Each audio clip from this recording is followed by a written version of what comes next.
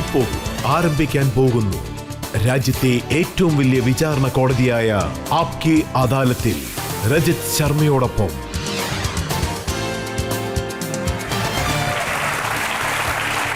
നമസ്കാരം. Thank you. ആപ്കി അദാലത്തിലെ ഇന്നത്തെ നമ്മുടെ വിചാരണ പ്രത്യേകതകൾ നിറഞ്ഞതാണ്.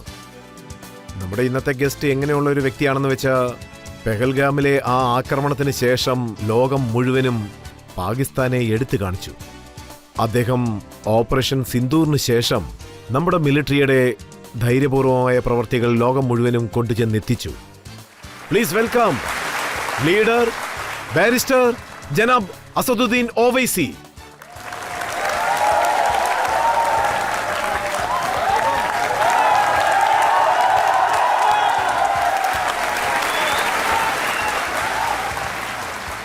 ആപ്കി അദാലത്തിലെ ഇന്നത്തെ നമ്മുടെ സ്പെഷ്യൽ ജഡ്ജി ആരാണെന്ന് വെച്ചാൽ, നമ്മുടെ പട്ടാളത്തിന്റെ ധൈര്യം, നമ്മുടെ പട്ടാളത്തിന്റെ കഴിവിന്റെ ചിഹ്നം. പിന്നെ അദ്ദേഹം തന്റെ ജീവൻ ഭാരതദേശത്തിന് വേണ്ടി അർപ്പിച്ചിരിക്കുന്ന ഒരു സൈനികനാണ്. Please welcome retire lieutenant general Sanjay Kulkarni.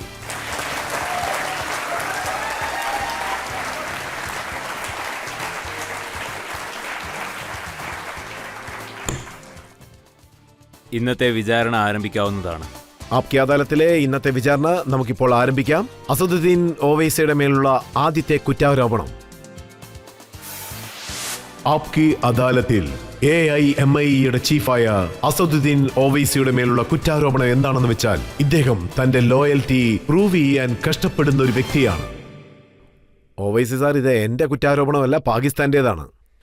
Pakistan മീഡിയയിൽ പാകിസ്ഥാനിലെ ഭരണകർത്താക്കൾ എന്താ പറയുന്നതെന്ന് വെച്ചാ, ഓവൈസി സാർ ഇന്ത്യയിലുള്ള വ്യക്തികളോട് പറയുന്നത് എന്താണെന്ന് വെച്ചാ, അദ്ദേഹത്തിന്റെ ദേശഭക്തി തെളിയിക്കണം, അദ്ദേഹത്തിന്റെ ലോയൽറ്റി തെളിയിക്കണം. അതുകൊണ്ടാണ് താങ്കൾ ഇങ്ങനെയെല്ലാം മനഃപൂർവ്വം സംസാരിക്കുന്നതെന്നാണ് പറയുന്നത്. ഒരു കവി ഭംഗിയായി പറഞ്ഞിരിക്കുന്നു, ദിൽ സെ നിക്ലേഗി നാ മർകർ ഭി വതൻ കി ഉൽഫത്ത്, മേരി മിട്ടി സെ ഭി ഖുശ്ബോ വഫാ ആയേഗി.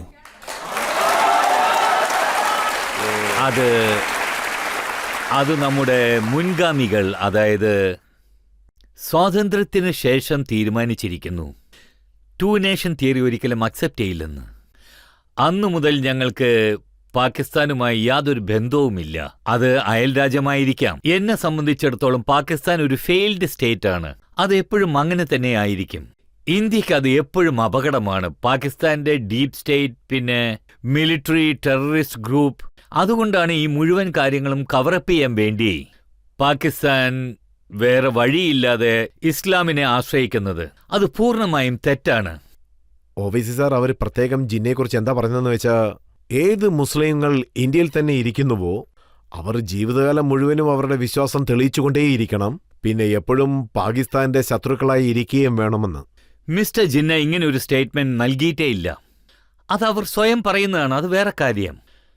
പാകിസ്ഥാനിൽ ഒരു വലിയ കവിയുണ്ട്, ഹബീബ് ജാലിബ്. അദ്ദേഹം പാകിസ്ഥാനെ കുറിച്ച് പറഞ്ഞത് എന്താണെന്ന് വെച്ചാൽ, मोहब्बत गोलियों से बो रहे हैं, मोहब्बत गोलियों से बो रहे हैं, वतन का चेहरा खून से धो रहे हैं, गुमान तुमको के रास्ता कट रहा है, यकीन मुझको के मंजिल खो रहे हैं.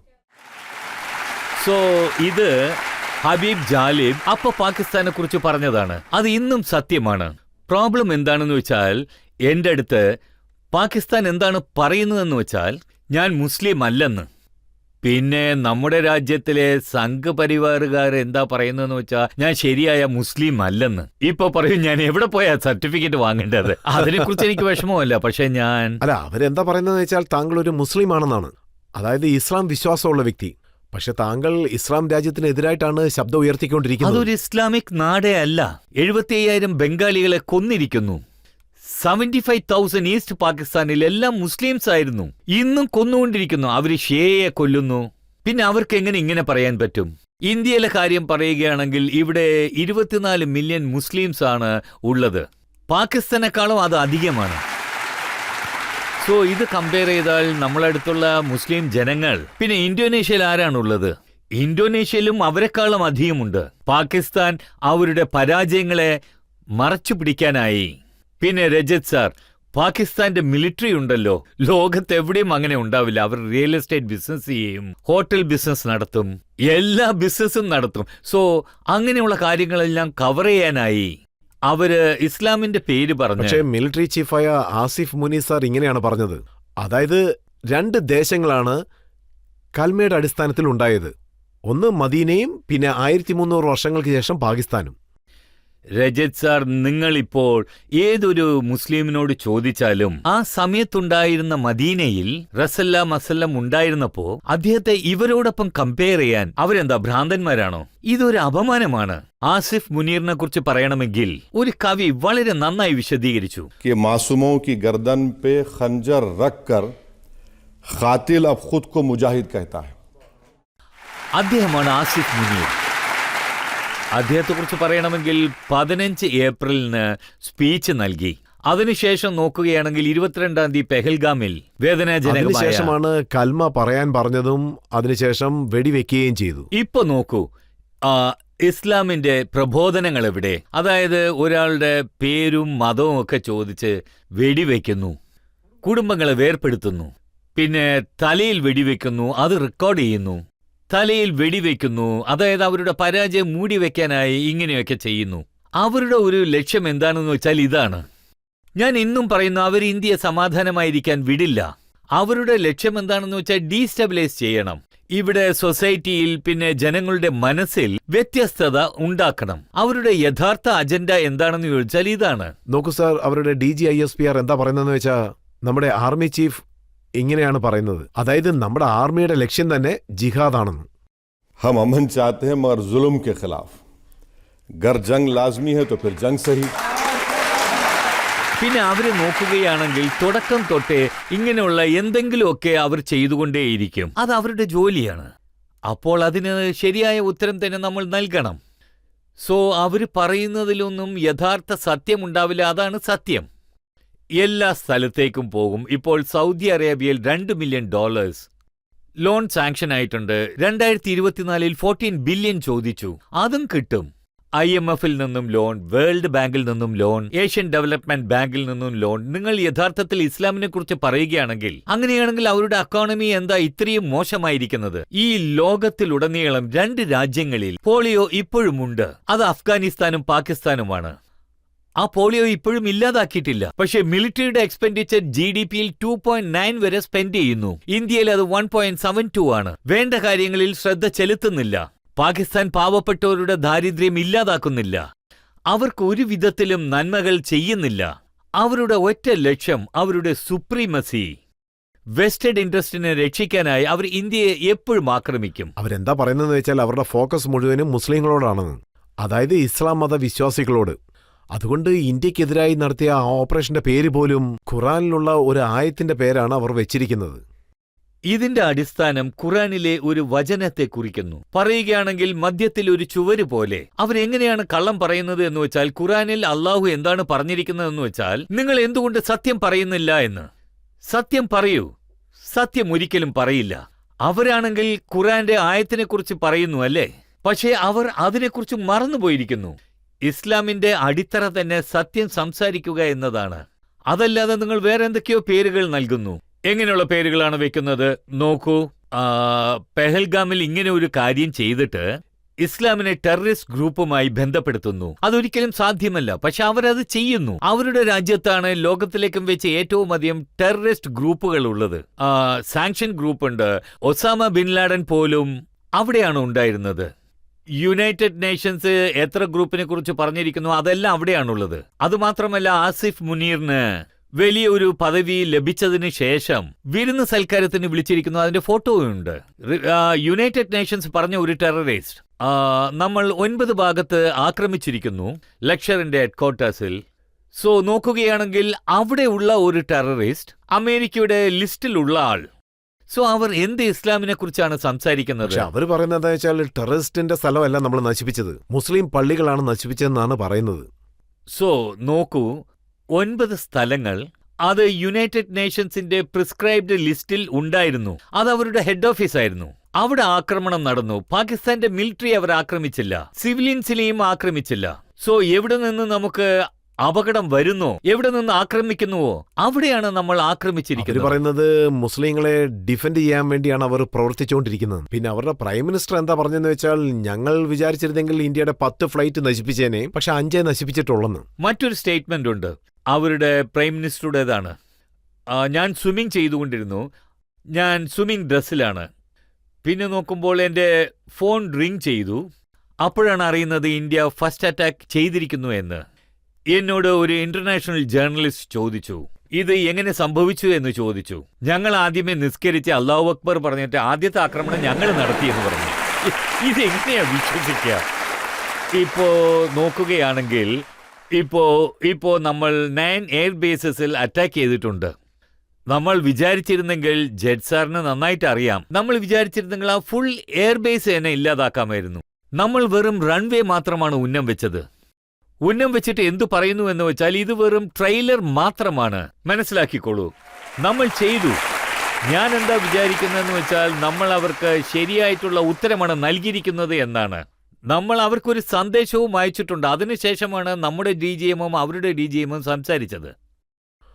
ഓഡിയൻസിൽ ആർക്കെങ്കിലും എന്തെങ്കിലും ചോദിക്കാനുണ്ടോ? എന്റെ ചോദ്യം എന്താണെന്നാൽ, പാകിസ്ഥാൻ യുദ്ധത്തിൽ ജയിച്ചതുപോലെയാണ് പുറത്തൊക്കെ കാണിക്കുന്നത്. ടാങ്കിന്റെ മേലെ നിന്ന് അവർ ആഹ്ലാദിക്കുകയാണ്. അവരോടൊക്കെ നിങ്ങൾക്ക് എന്താ പറയാനുള്ളത്? ലോകത്ത് അവരെക്കാളും നന്നായി മറ്റാർക്കും കള്ളം പറയാൻ പറ്റില്ല. അവരിങ്ങനെ തന്നെ പറയൂ, ഇങ്ങനെ തന്നെ ചെയ്യൂ. സോ ആസിഫ് മുനീർ നമ്മുടെ രാജ്യത്തെ പ്രൈം മിനിസ്റ്റർക്ക് ഒരു ഫോട്ടോ ഉണ്ടാക്കി കൊടുത്തു. ആ ഫോട്ടോയിൽ അവർ ജയിച്ചതുപോലെ ആ ഫോട്ടോയും കള്ളമായിരുന്നു. പിന്നീട് അറിഞ്ഞു അത് ചൈന ആർമിയുടെ ഒരു എക്സസൈസ് മിലിറ്ററി ഫോട്ടോ ആയിരുന്നു എന്ന്. സോ ആ ഫോട്ടോയിൽ പോലും അവർക്ക് യാഥാർത്ഥ്യം കാണിക്കാൻ പറ്റിയില്ല. പിന്നെ അവരുടെ പ്രൈം മിനിസ്റ്റർ പറയുന്നു, ഞാൻ സ്വിമ്മിംഗ് ചെയ്തുകൊണ്ടിരിക്കുമ്പോഴാണ് അറിഞ്ഞത് 9 എയർബേസുകളിൽ ഇന്ത്യ ബ്രഹ്മോസ് മിസൈൽസ് വെച്ച് ആക്രമിച്ചിരിക്കുന്നു, അവർക്കൊരു മാസ്റ്റർ തിരിച്ചടി നൽകിയിരിക്കുന്നു. തുടക്കം തൊട്ടേ പാകിസ്ഥാൻ ഇങ്ങനെയാണ് പറഞ്ഞുകൊണ്ടിരുന്നത്. ഒരു പഴഞ്ചൊല്ലുണ്ട്, ഞാൻ വീണാലും എന്റെ കാല് മേൽപോട്ടായിരിക്കുന്നു. ഇതുപോലെയാണത്. ഞാനൊരു കാഴ്ച കണ്ടു. അതായത് പാകിസ്ഥാന്റെ പ്രൈം മിനിസ്റ്റർ ഒരു ടാങ്കിന്റെ മേളിൽ കയറി നിൽക്കുന്നത് പോലെ, അതൊരു യുദ്ധസ്ഥലത്ത് നിൽക്കുന്നത് പോലെ കാണിക്കാൻ വേണ്ടി പുല്ലൊക്കെ വെച്ച് കവർ ചെയ്തിരിക്കുകയാണ്. ഇല്ല, അവിടെ ബോംബ് ഇട്ടിട്ടില്ലല്ലോ. അവിടെ ബോംബ് ഇട്ടിട്ടേ ഇല്ല. അവർ പൂഞ്ചിൽ ആക്രമിച്ചു, അവിടെ സിവിലിയൻസ് കൊല്ലപ്പെട്ടു, അവിടെ ഒരു മസ്ജിദ് നശിപ്പിച്ചിരിക്കുന്നു. അപ്പോൾ ഇസ്ലാം എവിടെ പോയി? ഒരു ഇരട്ട കുട്ടി കൊല്ലപ്പെട്ടു, ആ കുട്ടി മുസ്ലിമായിരുന്നു. അപ്പോൾ നിങ്ങളുടെ ഇസ്ലാം മതം എവിടെ പോയി? സോ അവർ വരും നാടക കലാകാരന്മാരാണ്. സോ അവർക്ക് ജനങ്ങളെ കാണിക്കാനായി അവർ ഇതുവരെ ഒന്നിലും വിജയിച്ചിട്ടില്ല. ഇനിയാണെങ്കിൽ എവിടെയും ജയിക്കാനും പറ്റില്ല. ഒരുപക്ഷെ വീണ്ടും അവർ ഈ കളി കളിക്കുകയാണെങ്കിൽ വലിയ പ്രത്യാഘാതങ്ങൾ അവർക്ക് നേരിടേണ്ടി വരും. പിന്നെ ഞാൻ എന്താണ് വിചാരിക്കുന്നതെന്നാൽ, ഓപ്പറേഷൻ സിന്ദൂർ 26-ാം തീയതി നടത്തിയ ആക്രമണത്തിൽ ആ 4 തീവ്രവാദികളെ കിട്ടുന്നതുവരെ ഈ ആക്രമണം തുടരും. സർ, പാകിസ്ഥാൻ ഇന്നും മീഡിയ സപ്പോർട്ട് പിന്നെ മറ്റുള്ളവരുടെ സഹായത്തോടു കൂടി ജനങ്ങളെ പറ്റിച്ചുകൊണ്ടിരിക്കുകയാണ്. അപ്പൊ നമ്മൾ ഇപ്പോഴും അപകടത്തിലാണെന്ന് നിങ്ങൾ കരുതുന്നുണ്ടോ? തീർച്ചയായിട്ടും നിങ്ങൾ പറയുന്നത് ഞാൻ സമ്മതിക്കാം. അപകടം ഒരിക്കലും മാറില്ല. അപകടം എപ്പോഴും ഉണ്ടായിരിക്കും. അത് എതുവരെ എന്ന് വെച്ചാൽ പാകിസ്ഥാന്റെ ആർമി ആ രാജ്യത്തെ കൺട്രോൾ ചെയ്യുന്നതുവരെ. അവരുടെ കൺട്രോളിലാണെങ്കിൽ ഇന്ത്യക്കെതിരായി ടെററിസ്റ്റ് ഗ്രൂപ്പ്സ് ഉണ്ടാകും. ആ അപകടം നമ്മൾക്ക് എപ്പോഴും ഉണ്ടാകും. നമ്മൾ വേണം സൂക്ഷിക്കാൻ. പിന്നെ എപ്പോഴും അവരുടെ മോശമായ പ്ലാനിങ്ങും തെറ്റായ വിചാരങ്ങൾ അത് വിജയിക്കാൻ നമ്മൾ ഒരിക്കലും അനുവദിക്കരുത്. സർ, അത് എനിക്ക് ചോദിക്കാനുള്ളത്, ഭാരത് മാതാ കി ജയ് എന്ന് പറയുന്നതിൽ നിങ്ങൾക്ക് എന്താണ് പ്രശ്നം? നോക്കൂ, ഇത് വിശ്വാസവുമായി ബന്ധപ്പെടുത്തിയാൽ തെറ്റ് എന്നേ ഞാൻ പറയൂ. ഞാൻ ജയ് ഹിന്ദ് എന്ന് പറയുന്നു. ഇതിൽ നിങ്ങൾക്ക് എന്താണ് പ്രശ്നം? ഞാൻ ഇന്ത്യ വാഴട്ടെ എന്നാണ് ആഘോഷിക്കുന്നത്. ഇന്ത്യ നീനാൾ വാഴട്ടെ എന്നല്ലേ ഞാൻ പറയുന്നത്. സോ അത് നോക്കുകയാണെങ്കിൽ അതെന്റെ അവകാശമാണ്. ഇന്ത്യ ഒരു ഡെമോക്രാറ്റിക് കൺട്രിയാണ്. പിന്നെ ഫ്രീഡം ഓഫ് സ്പീച്ച്, നമ്മുടെ ഫണ്ടമെന്റൽ റൈറ്റ്സ്. അതായത് നിങ്ങൾ നിങ്ങളുടെ മുദ്രാവാക്യങ്ങൾ വിളിക്കൂ. എന്റെ മുദ്രാവാക്യം ഞാൻ പുറപ്പെടുവിക്കാം. ഇതാണ് ഇന്ത്യയുടെ ഭംഗി. ഇപ്പോൾ നമുക്കൊരു ബ്രേക്ക് എടുക്കാം. ബ്രേക്കിന് ശേഷം ആപ്കി അദാലത്തിൽ OVC സാറിനോടുള്ള ചോദ്യങ്ങളും അതിനുള്ള അദ്ദേഹത്തിന്റെ ഉത്തരവും തുടരും. ഒരുപക്ഷെ അദ്ദേഹത്തിന് കഴിഞ്ഞില്ലെങ്കിൽ ഞങ്ങൾ ട്രംപിനോട് പറയാം, പാലസ്തീൻ ജനങ്ങളുടെ മേൽ ഇസ്രായേൽ ആക്രമണം നടത്തുന്നു, അതും തടഞ്ഞു നിർത്തൂ. ഒരുപക്ഷെ നിങ്ങൾക്ക് അത്ര പവർ ഉണ്ടെങ്കിൽ ഇസ്രായേൽ ഇറാൻ വാർ നിർത്തൂ. യുക്രൈൻ റഷ്യ വാർ നിർത്തൂ. Welcome back. ആപ്കി അദാലത്തിൽ ഇന്നത്തെ നമ്മുടെ അതിഥി AIMIMന്റെ ചീഫ് അസദുദ്ദീൻ ഓവൈസിയാണ്. ആപ്കി അദാലത്തിലെ അടുത്ത കുറ്റാരോപണം. ആപ്കി അദാലത്തിൽ AIMIMന്റെ ചീഫ് അസദുദ്ദീൻ ഓവൈസിയുടെ മേലുള്ള കുറ്റാരോപണം എന്താണെന്ന് വെച്ചാൽ ഇദ്ദേഹം സർക്കാരിന്റെ മുന്നിൽ തലകുനിക്കുന്ന ഒരു വ്യക്തിയാണ് എന്നുള്ളതാണ്. ഇപ്പൊ നോക്കുകയാണെങ്കിൽ മീഡിയയിൽ പല കാര്യങ്ങളും സംസാരിക്കുന്നുണ്ട്. ഡൊണാൾഡ് ട്രംപ് ഉണ്ട്.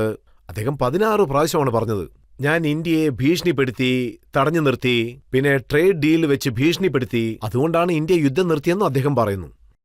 ആദ്യത്തെ കാര്യം, ഡൊണാൾഡ് ട്രംപിന് വിവരമില്ല. സോ ഞാൻ ഇത്ര ദിവസവും താക്കീത് നൽകുന്നത് പോലെ ഞാൻ സമാധാനത്തിൽ സംസാരിച്ചുകൊണ്ട് വരികയായിരുന്നു. കാരണം നമുക്ക് US-ഉമായി ഒരു നല്ല റിലേഷൻഷിപ്പ് ഉണ്ട്. പിന്നെ നമ്മുടെ പ്രൈം മിനിസ്റ്ററും അദ്ദേഹവുമായി അരമണിക്കൂർ ഫോണിൽ സംസാരിച്ചിട്ടുണ്ട്. ഫോറിൻ സെക്രട്ടറിയുടെ വീഡിയോ വന്നു. അതിനുശേഷവും ഞാൻ സ്റ്റോപ്പ് ചെയ്യിച്ചു എന്ന് പറഞ്ഞാൽ തുടർച്ചയായ അദ്ദേഹം ഇതാണ് പറയുന്നത്, ഞാനാ നിർത്തിയത് എന്ന്. അല്ല, എന്താ ഇത്? ഇത് 135 കോടി ജനങ്ങൾ വസിക്കുന്ന ഒരു രാജ്യമാണ്. ആർക്കെങ്കിലും നമ്മോട് ഒന്ന് പറയാൻ പറ്റുമോ, ഞാനാണ് തടഞ്ഞതെന്ന്? എവിടെ വെച്ച് നിങ്ങൾ തടഞ്ഞു? ട്രേഡ് ഡീൽ വെച്ച് ഭീഷണിപ്പെടുത്തിയെന്ന്. ട്രേഡ് ഡീൽ എന്ന് വെച്ചാൽ എന്താണ്? നിങ്ങൾക്ക് നന്മയുണ്ടാകണം, എല്ലാവർക്കും നന്മയുണ്ടാകണം. ഇന്ത്യയിൽ നടക്കുന്ന ട്രേഡ് നോക്കുകയാണെങ്കിൽ പാകിസ്ഥാനിൽ നടക്കുന്നതിനേക്കാളും അധികമാണ്. ഒരു ട്രേഡ് ഡീൽ വെച്ച് ഒരു ഗവൺമെന്റിനും ഇങ്ങനെ ഡീൽ ചെയ്യാൻ പറ്റില്ല. അത് നടക്കാനും പോകുന്നില്ല. നമ്മൾ എന്തിനാണ് ബ്രിട്ടീഷുകാരുടെ കയ്യിൽ നിന്നും സ്വാതന്ത്ര്യം വാങ്ങിയത്? നമുക്ക് ഇൻഡിപെൻഡന്റ് ആയിരിക്കാൻ. നമ്മുടെ പ്രശ്നങ്ങൾക്ക് തീരുമാനം നമ്മൾ എടുക്കും. ഇതിനൊക്കെ എന്താ പറയുക? ഒരുപക്ഷെ ട്രംപ് ഇങ്ങനെ വിചാരിച്ചുവെങ്കിൽ, അദ്ദേഹമാണ് കൺട്രോൾ ചെയ്തതെന്ന് വിചാരിച്ചാൽ അത് തെറ്റായ ആശയമാണ്. പാകിസ്ഥാനുമായുള്ള US ട്രേഡ് വെറും $4 ബില്യൺ ആണ്. ഇന്ത്യയുമായി അമേരിക്കക്കുള്ള ട്രേഡ് $180 ബില്യൺ ആണ്. ഒരുപക്ഷെ ബൈലാറ്ററൽ ട്രീറ്റി സംഭവിച്ചാൽ ബൈലാറ്ററൽ ട്രീറ്റിയിൽ $500 ബില്യൺ സാധ്യതയുണ്ട്. അമേരിക്കയ്ക്ക് $5 ബില്യൺ വേണോ അല്ല $500 ബില്യൺ വേണോ? പക്ഷെ ഒന്ന് മാത്രം നന്നായി നമുക്കറിയാം, അവർക്കിടയിൽ എന്തോ ഒരു ക്രിപ്റ്റോ കണക്ഷൻ ഉള്ളതുപോലെയുണ്ട്. അതുകൊണ്ടാണ് അവർ വായി തോന്നിയതെല്ലാം സംസാരിക്കുന്നത്. എന്റെ അഭിപ്രായത്തിൽ നമ്മൾ ഫയറിംഗ് നിർത്തിയപ്പോൾ സജഷൻ നൽകി. എന്റെ കംപ്ലൈന്റ് എന്താണെന്ന് വെച്ചാൽ, നമ്മുടെ രാജ്യത്തെ പ്രധാനമന്ത്രിയുടെ അല്ലെങ്കിൽ രാജ്യത്തെ ഗവൺമെന്റിനെ ഇൻഫോം ചെയ്യണം. അല്ലാതെ ട്രംപ് വഴി ലോകം മുഴുവനും അറിയാൻ പാടില്ല. നമ്മുടെ സർക്കാരാണ്, നമ്മുടെ രാജ്യമാണ്. നമ്മൾ അറിയുന്നത് അമേരിക്കയിൽ നിന്നാണ്, ഞാനാണ് സ്റ്റോപ്പ് ചെയ്യിച്ചത് എന്ന്. അങ്ങനെ അമേരിക്ക എന്താ ചെയ്തത്? അങ്ങനെ ഒരുപക്ഷെ അവർ ചെയ്തിട്ടുണ്ടെങ്കിൽ ഞാൻ ട്രംപിനോട് ചോദിക്കും, ആദ്യം പാലസ്തീന ജനങ്ങളെ ആക്രമിക്കുന്നത് നിർത്തൂ. ഒരുപക്ഷെ അവർക്ക് ധൈര്യം ഉണ്ടെങ്കിൽ ഇസ്രയേൽ ഇറാൻ യുദ്ധം നിർത്തൂ, ഉക്രൈൻ റഷ്യ യുദ്ധം നിർത്തൂ. ഇടക്കിടക്ക് പറഞ്ഞുകൊണ്ടിരിക്കുന്നു, എന്തോ ഭ്രാന്താണ് ഇത്. അപ്പോൾ നമ്മുടെ ആൾക്കാരും അങ്ങനെ പറയുന്നവരുണ്ടല്ലോ, നരേന്ദ്ര സാർ സറണ്ടർ ആയിരുന്നു. അല്ല, അദ്ദേഹം പാർട്ടി ഹെഡാണ്. പാർട്ടിയിൽ ഒരുപാട് കഴിവുള്ളവരുണ്ട്. എനിക്ക് അത്ര യോഗ്യതയല്ല അദ്ദേഹത്തെക്കുറിച്ച് സംസാരിക്കാൻ. പക്ഷേ അത് അദ്ദേഹത്തിന്റെ റൈറ്റ് ആണ്. പിന്നെ എന്റെ കംപ്ലൈന്റ് ഒന്ന് മാത്രമാണ്, രാജ്യത്തിന്റെ പ്രധാനമന്ത്രി അനൗൺസ്മെന്റ് നൽകണമായിരുന്നു. ഞാൻ ഇക്കാര്യം വീണ്ടും വീണ്ടും നിങ്ങളോട് പറയുകയാണ്. ഞങ്ങൾക്കെല്ലാവർക്കും അഹങ്കാരമാണ്, അഭിമാനമാണ് നമ്മുടെ രാജ്യത്തെ ഫോഴ്സസിനെ കുറിച്ച് ഓർക്കുമ്പോൾ. അവരെല്ലാവരും വളരെ ധൈര്യത്തോടെ, പ്രധാനമായും അതായത് 8-9 രാത്രിയിൽ, പിന്നെ നിങ്ങൾ നോക്കുകയാണെങ്കിൽ ഗുജറാത്ത് പാകിസ്ഥാൻ ബോർഡറിൽ, രാജസ്ഥാൻ പാകിസ്ഥാന്റെ ബോർഡർ, പഞ്ചാബ്, കാശ്മീർ, പാകിസ്ഥാൻ അവരുടെ സേനയെ മൊത്തം കൊണ്ടുവന്ന് നിർത്തി. പിന്നെ നമ്മുടെ മിലിറ്ററി, എയർഫോഴ്സ് എല്ലാവരും വളരെ വിദഗ്ധമായി അവരെ തടഞ്ഞു വെച്ചു എന്ന് വേണം പറയാൻ. സോ ഇതിലെനിക്ക് വളരെ അഭിമാനം തോന്നുന്നു. അത് എപ്പോഴും ഉണ്ടാവും. ഇപ്പോൾ പൊളിറ്റിക്കൽ സ്റ്റേറ്റ്മെന്റ്സ് അവർ നൽകുന്നുണ്ട്, ഗവൺമെന്റും മറ്റുള്ളവരും. ആക്ച്വലി ഞാൻ എന്താ വിചാരിക്കുന്നതെന്ന് വെച്ചാൽ, ഒരുപക്ഷെ പാകിസ്ഥാൻ വീണ്ടും വാലാട്ടിയാൽ അതിന് അവർക്ക് കിട്ടുന്ന പ്രത്യാഘാതം ഭയങ്കരമായിരിക്കും. പിന്നെ ട്രംപ് സാറ് എന്താ പറയുന്നതെന്ന് വെച്ചാൽ, അദ്ദേഹം വെറുതെ പറയുക മാത്രമല്ല, ജനറൽ മുനീറിനെ അവിടേക്ക് വിളിച്ച് ലഞ്ചിന് ഇൻവൈറ്റ് ചെയ്തിരിക്കുകയാണ്. അദ്ദേഹത്തെ അവിടെ നന്നായിട്ട് സ്വീകരിച്ചു. നോക്കൂ, ഒരുപക്ഷെ ആസിഫ് മുനീർ അവിടെ പോയിട്ടുണ്ടായിരുന്നെങ്കിൽ അവരിത് മനസ്സിലാക്കണം, അമേരിക്ക ആർക്കും ഫ്രീ ലഞ്ച് നൽകില്ല. സോ അദ്ദേഹത്തിൽ നിന്നും, ആസിഫ് മുനീറിൽ നിന്നും അവര് ഡബിൾ ആയിട്ട് തിരിച്ചു വാങ്ങും. പിന്നെ അത് എന്തായിരിക്കുമെന്ന് വെച്ചാൽ ഈറാന്റെ ബോർഡർ ഉണ്ടല്ലോ, അവിടെ അവർ എന്തോ ചെയ്യാൻ പോകുന്നു എന്നാണ് അർത്ഥം. അത് പിന്നെ എത്രയും പെട്ടെന്ന് നമുക്കെല്ലാം അറിയും. പിന്നെ ട്രംപ് US അഡ്മിനിസ്ട്രേഷൻ നോക്കണം. ആസിഫ് മുനീറുമായുള്ള ആ ഫംഗ്ഷനിൽ US-ന്റെ വാണ്ടഡ് ലിസ്റ്റിലുള്ള ടെററിസ്റ്റ് അദ്ദേഹത്തിന് അടുത്തിരുന്ന് ഫോട്ടോ എടുക്കുന്നു. അവിടെ അദ്ദേഹത്തെ സന്ദർശിക്കുന്നു. ഏത് ടെററിസ്റ്റിനെ കൊന്നുവോ അയാളെ US ഗവൺമെന്റ് ടെററിസ്റ്റായി അനൗൺസ് ചെയ്തിട്ടുണ്ട്. അവിടെ നോക്കുകയാണെങ്കിൽ പാകിസ്ഥാൻ ആളുകളും ആ മീറ്റിംഗിലുണ്ട്. ട്രംപ് അവരെ കാണുന്നു. ഇതെല്ലാം ട്രംപ് വേണം ആലോചിക്കാൻ. ഒരുപക്ഷെ അവർ കോംപ്രമൈസ് ആയി എന്നുണ്ടെങ്കിൽ, ഒരുപക്ഷെ അവരിത് ജിയോ പോളിറ്റിക്സിന്റെ വീക്ഷണത്തിൽ കാണുകയാണെങ്കിൽ, അങ്ങനെയാണെങ്കിൽ ടെററിസ്റ്റിന് അഗൻസ്റ്റ് ആയിട്ട് ലോകം മുഴുവൻ നമ്മൾ പോരാടണം. നമ്മൾ വിക്ടമായിരിക്കാം. സോ അവിടെ പോരാട്ടം ബലഹീനമാകും. നോക്കൂ സാർ, എപ്പോൾ ഓപ്പറേഷൻ സിന്ദൂർ കഴിഞ്ഞോ, അതായത് ഈ സീസ് ഫയർ ഒക്കെ കഴിഞ്ഞതിന് ശേഷം പാകിസ്ഥാന്റെ പ്രൈം മിനിസ്റ്റർ ഒരു സ്പീച്ച് കൊടുത്തിരുന്നു. അതിൽ അദ്ദേഹം എല്ലാവർക്കും നന്ദി പറഞ്ഞു. അതായത് അച്ഛനായ ട്രംപിനും ചിറ്റപ്പനായ ചൈനയ്ക്കും അമ്മാനായ ടർക്കിക്കും എല്ലാവർക്കും അദ്ദേഹം നന്ദി പറഞ്ഞു. അവർക്ക് എത്രമാത്രം പാകിസ്ഥാൻ ഇപ്പോൾ ഐസൊലേറ്റഡ് ആണ് എന്നത്, അവര് ചൈനയുടെ കയ്യിൽ നിന്നും റെഗുലറായിട്ട് ആംസ് ഒക്കെ വാങ്ങിച്ചുകൊണ്ടിരിക്കുകയാണ്. പിന്നെ ചൈനീസ് എക്കണോമിക് കോറിഡോർ, പിന്നെ ഗഡാർ പോർട്ടുണ്ട്. ചൈന പാകിസ്ഥാൻ ഒരു പുതിയ ഈസ്റ്റ് ഇന്ത്യ കമ്പനിയായി മാറിയിരിക്കുകയാണ്. പിന്നെ നോക്കുകയാണെങ്കിൽ ചൈനയിൽ ജിങ്ജാങ് എന്നൊരു സ്ഥലമുണ്ട്. അവിടെ ഇപ്പോഴും മുസ്ലിംസിനെ ടോർച്ചർ ചെയ്തുകൊണ്ടിരിക്കുകയാണ്. പാകിസ്ഥാന്റെ ഏതൊരു പ്രൈം മിനിസ്റ്ററും കഴിഞ്ഞ 7-8 വർഷങ്ങളായി അതിനെക്കുറിച്ച് ഒരു വാക്ക് പോലും സംസാരിച്ചിട്ടില്ല. എന്തുകൊണ്ട് അതിനെക്കുറിച്ച് സംസാരിക്കുന്നത്? ഇസ്ലാമിനെ കുറിച്ച് പറയുമ്പോൾ ആ പ്രോവിൻസിലാണ് നമ്മുടെ ലേ ലഡാക്ക് റീജിയൻ ഉള്ളത്. അതിന് തുർക്കിസ്ഥാൻ എന്ന് പറയും. അതിനെക്കുറിച്ച് സംസാരിക്കില്ല. എന്തുകൊണ്ട് സംസാരിക്കുന്നില്ല എന്ന് വെച്ചാൽ, ഇവർക്ക് ചൈനയിൽ നിന്നും ഒരു CPC പ്രോജക്റ്റ് ഉണ്ട്. അതിന് ചൈനയിൽ നിന്നും കാശ് വേണം. അവർക്ക് ചൈനയുടെ കയ്യിൽ നിന്നും എല്ലാ വിധത്തിലുള്ള ആയുധങ്ങളും വേണം. ചൈനയിൽ നിന്ന് ഇലക്ട്രോണിക് ഗുഡ്സ് വേണം. ഇങ്ങനെയുള്ള എല്ലാം വേണം. അതുകൊണ്ട് കംഫർട്ടബിൾ ആയിട്ട് അവര് ഇന്ത്യ എന്ന് വരുമ്പോൾ മധ്യത്തിൽ അവർ ഇസ്ലാം എന്ന പേരെടുക്കും. പക്ഷെ ചൈനയുടെ കാര്യം സംസാരിക്കുമ്പോൾ ഇസ്ലാമിനെ കുറിച്ച് മറക്കും. ഇപ്പൊ ടർക്കിയുടെ കാര്യം എടുക്കാം. ടർക്കി എന്താണെന്ന് വെച്ചാൽ, അവർ ടെററിസ്റ്റ് ഗ്രൂപ്പുകളുമായി സംസാരിച്ചു, അതങ്ങ് തീർത്തു. അവര് രാജ്യത്തിന് ബോംബുണ്ടാക്കും, അവിടെ തന്നെ ബോംബിടും. അവരുടെ രാജ്യത്ത് എയർഫോഴ്സ് മുഖാന്തരം ആ ഗ്രൂപ്പിന്റെ മേൽ ബോംബിടും. പിന്നെ സിറിയയിൽ ആ ഗ്രൂപ്പ്സിന്റെ മേൽ ബോംബിട്ടു. ഇതൊരു വിചിത്രമായ കൊല്യൂഷൻ പോലുണ്ട്. പക്ഷെ ഈ ആളുകൾ ഒരു കാര്യം മനസ്സിലാക്കുന്നില്ല. ഏത് പാകിസ്ഥാനെയാണോ ഇവർ സപ്പോർട്ട് ചെയ്യുന്നത്, ആ പാകിസ്ഥാൻ ടെററിസ്റ്റുകളെ ഒരിക്കലും കൈവിടില്ല. അവരുടെ ഡീപ് സ്റ്റേറ്റ് ആർമി എപ്പോഴും ടെററിസ്റ്റ് ഗ്രൂപ്പിനെ സപ്പോർട്ട് ചെയ്തുകൊണ്ടേയിരിക്കും. അമേരിക്കയെ വിഡ്ഢിയാക്കുകയാണ്. അമേരിക്കയുടെ കയ്യിൽ നിന്നും അവർ എല്ലാം സ്വീകരിക്കും. പിന്നെ എല്ലാം പിരിച്ച് അവർ ഹവാല ചെയ്യും. അങ്ങനെ ഗോട്ടമിലേക്ക് അയക്കും.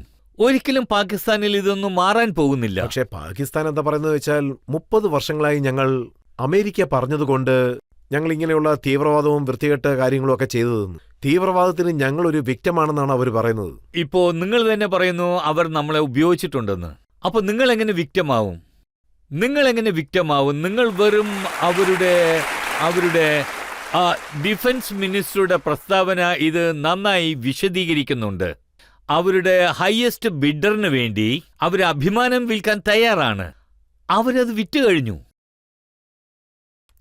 ആരെ നിങ്ങൾ കൊന്നുവോ അവരെന്താ മുസ്ലിംസ് അല്ലേ? ആർക്കാണോ നിങ്ങൾ പെർമിഷൻ നൽകിയത് ഈ ഡ്രോൺ അറ്റാക്കിന്? ഏത് US പ്രസിഡന്റ് ആണെങ്കിലും ശരി, നിങ്ങളുടെ ട്രൈബൽ ഏരിയയിൽ മുസ്ലിംസ് അല്ലേ ഉണ്ടായിരുന്നത്? സോ ഇത് പാകിസ്ഥാൻ. ഈ പാകിസ്ഥാനിൽ ഒരു ഗ്രൂപ്പ് ഉണ്ട്. അവരാണ് എല്ലാം നടത്തുന്നത്. ആരായിരുന്നാലും ശരി, അവർക്ക് ആർമി സപ്പോർട്ടുമുണ്ട്. ഓഡിയൻസിൽ ആർക്കെങ്കിലും ചോദ്യം ചോദിക്കണോ? സർ, എന്റെ ചോദ്യം എന്താണെന്ന് വെച്ചാൽ, പാകിസ്ഥാന് ബുദ്ധി ഉദിച്ചെന്ന് താങ്കൾക്ക് തോന്നുന്നുണ്ടോ? അവരിനിയും തീവ്രവാദി ആക്രമണം നടത്തില്ലെന്ന് ഉറപ്പുണ്ടോ? അല്ലല്ല, അവർക്ക് ഇനിയും ബുദ്ധി ഉണ്ടാവില്ല. പാകിസ്ഥാന്റെ ആർമി അവരുടെ രാജ്യത്തെ എത്രത്തോളം കൺട്രോൾ ചെയ്യുന്നുവോ, പിന്നെ അവിടെയുള്ള ടെററിസ്റ്റ് ഗ്രൂപ്പുകൾക്ക് ഇടം നൽകുന്നുവോ, അതുവരെ അവർ നന്നാവില്ല. അവിടെ നോക്കിയാണെങ്കിൽ ഹഫീസ് സയ്യദ്, മസൂദ് അസർ, ലഖ്വി ഇവരൊക്കെ റോഡിൽ സാധാരണ ആൾക്കാരെ പോലെ സഞ്ചരിക്കുകയാണ്. അവർ വീണ്ടും അവരുടെ പ്രവർത്തികൾ തുടങ്ങിയിരിക്കുന്നു. പിന്നെ എങ്ങനെയാണ് അവർ നന്നാവുന്നത്? എങ്ങനെ അവരെ ശരിയാക്കാൻ സാധിക്കും? ഇവർക്ക് മുൻപ് തന്നെ FATFന്റെ ഗ്രില്ലീസ്മെന്നെ തിരിച്ചു വിളിച്ചുകൊണ്ടുവരണം. ഫൈനാൻഷ്യൽ ആക്ഷൻ ടാസ്ക് ഫോഴ്സ് വന്നാൽ അവർക്ക് എത്രയാണ് പണം IMF-ൽ നിന്ന് അല്ല മറ്റുള്ള കൺട്രീസിൽ നിന്നും വരുന്നത്. അതിലൊരു റെഗുലേഷൻ ഉണ്ടാകും, മോണിറ്ററിംഗ് ഉണ്ടാകും. രണ്ടാമത്തെ കാര്യം എന്താണെന്ന് വെച്ചാൽ ടെററിസത്തിന് വേണ്ടി എങ്ങോട്ടൊക്കെ കാശ് പോകുന്നു അതൊക്കെ ഇല്ലീഗലായിട്ടാണ് പോകുന്നത്. 2018 മുതൽ 20 വരെ പാകിസ്ഥാൻ FTF-ൽ ഉണ്ടായിരുന്നു. അപ്പോഴാണ് മുംബൈയുടെ 9/11 അതിന്റെ ട്രയൽ സ്റ്റാർട്ടായത്. സാജിദ് മീർ എന്ന ഒരാളുണ്ടായിരുന്നു. അദ്ദേഹത്തെ പാകിസ്ഥാൻ മരിച്ചതായി അനൗൺസ് ചെയ്തു. പാകിസ്ഥാന്റെ പേര് FATF-ലേക്ക് വന്നതും ഉടൻ തന്നെ പാകിസ്ഥാൻ പറഞ്ഞു അദ്ദേഹം ജീവനോടെയാണ് ഉള്ളത് എന്ന്. മരിച്ച ആളെ ജീവനോടെ തിരിച്ചു കൊണ്ടുവന്നു. പിന്നെ കോടതിയിൽ നിന്നും ശിക്ഷയും ലഭിച്ചു. സോ FATF ഉണ്ടാവേണ്ടത് അത്യാവശ്യമാണ്. കോൺസ്റ്റന്റ് ആയി നമ്മൾ വിജിലന്റ് ആയി ഇരിക്കണം. വളരെ പ്രധാനപ്പെട്ട കാര്യം, പാകിസ്ഥാൻ ഈ രാജ്യത്ത് ഡീസ്റ്റെബിലൈസ് ചെയ്യാനായി ഒരു കാര്യം മാത്രം ചെയ്യാൻ ആഗ്രഹിക്കുന്നു. ഇവിടെ ജനങ്ങളെ വേർപിരിക്കണം, കമ്മ്യൂണലിസം അധികമാകണം. ഒരുപക്ഷെ നമ്മൾ കമ്മ്യൂണലിസത്തെ ഇല്ലാതാക്കിയാൽ അല്ലെങ്കിൽ അതിനെ കൺട്രോൾ ചെയ്യുകയാണെങ്കിൽ പാകിസ്ഥാൻ അതൊരു വലിയ പരാജയമായിരിക്കും. ഇപ്പോൾ താങ്കൾ പറഞ്ഞു വരുന്നത് എന്ത് വ്യത്യാസമാണോ നമ്മുടെ ദേശത്തിലുള്ള ജനങ്ങൾക്കു നടുവിലുള്ളത്, ആ സമയത്ത് വെറുപ്പ് സൃഷ്ടിക്കുന്നവർ കാരണമാണ് പാകിസ്ഥാന് ഇത്രയും ധൈര്യം എന്നാണ്. അല്ല, ഈ സ്റ്റേറ്റ്മെന്റ് പാകിസ്ഥാൻ ഫോറിൻ സെക്രട്ടറി പറഞ്ഞതാ. പാകിസ്ഥാൻ ഇവിടെ എന്താണെന്ന് വെച്ചാൽ ഡീസ്റ്റെബിലൈസ് ചെയ്യാൻ ആഗ്രഹിക്കുന്നു എന്ന്, ഹിന്ദു മുസ്ലിമിന് ഇടയിലുള്ള വെറുപ്പ് അധികമാക്കി. സോ ഇത് അവരുടെ ശ്രമമായിരിക്കാം. പെഹൽഗാമിന് ശേഷം അവരുടെ ലക്ഷ്യം ഇതൊന്നു മാത്രമാണ്, ഇന്ത്യയിൽ ഏറ്റവും വലിയ കമ്മ്യൂണൽ റൈറ്റ്സ് ഉണ്ടാക്കണം. ഞാൻ നമ്മുടെ രാജ്യത്തെ ജനങ്ങളെ സല്യൂട്ട് ചെയ്യുകയാണ്. പക്ഷെ ചില സ്ഥലങ്ങളിൽ കലാപം ഉണ്ടായി. പക്ഷെ നമ്മൾ പാകിസ്ഥാനെ അവരുടെ ഈ മോശമായ പ്ലാൻ നടക്കാതെ നമ്മൾ തടഞ്ഞു. പക്ഷെ ആ ക്രെഡിറ്റ് ഒരു സർക്കാരിനും പോയി ചേരില്ല. അത് ചേരേണ്ടത് ജനങ്ങളിലേക്കാണ്, ജനങ്ങൾക്ക്. മറ്റൊരു ബ്രേക്ക് കൂടെ നമുക്ക് എടുക്കാം. ബ്രേക്കിന് ശേഷം ആപ്കി അദാലത്തിൽ അസദുദ്ദീൻ ഓവൈസിയോടുള്ള ചോദ്യങ്ങൾ നമ്മൾ തുടരുന്നതായിരിക്കും. ചോദ്യം എന്താണെന്ന് വെച്ചാൽ ബിലാവൽ ഭൂട്ടോ അവരുടെ മാതാവിന്റെ കൊലയാളികളെ മറന്നു. ഇന്ന് ബിലാവൽ ഭൂട്ടോ എല്ലാ കാര്യങ്ങളും മറന്നിരിക്കുകയാണ്. ആരെല്ലാം മറക്കുന്നുവോ ഓർമ്മയിലിരിക്കട്ടെ, അവർ വിക്ടിമായി മാറും.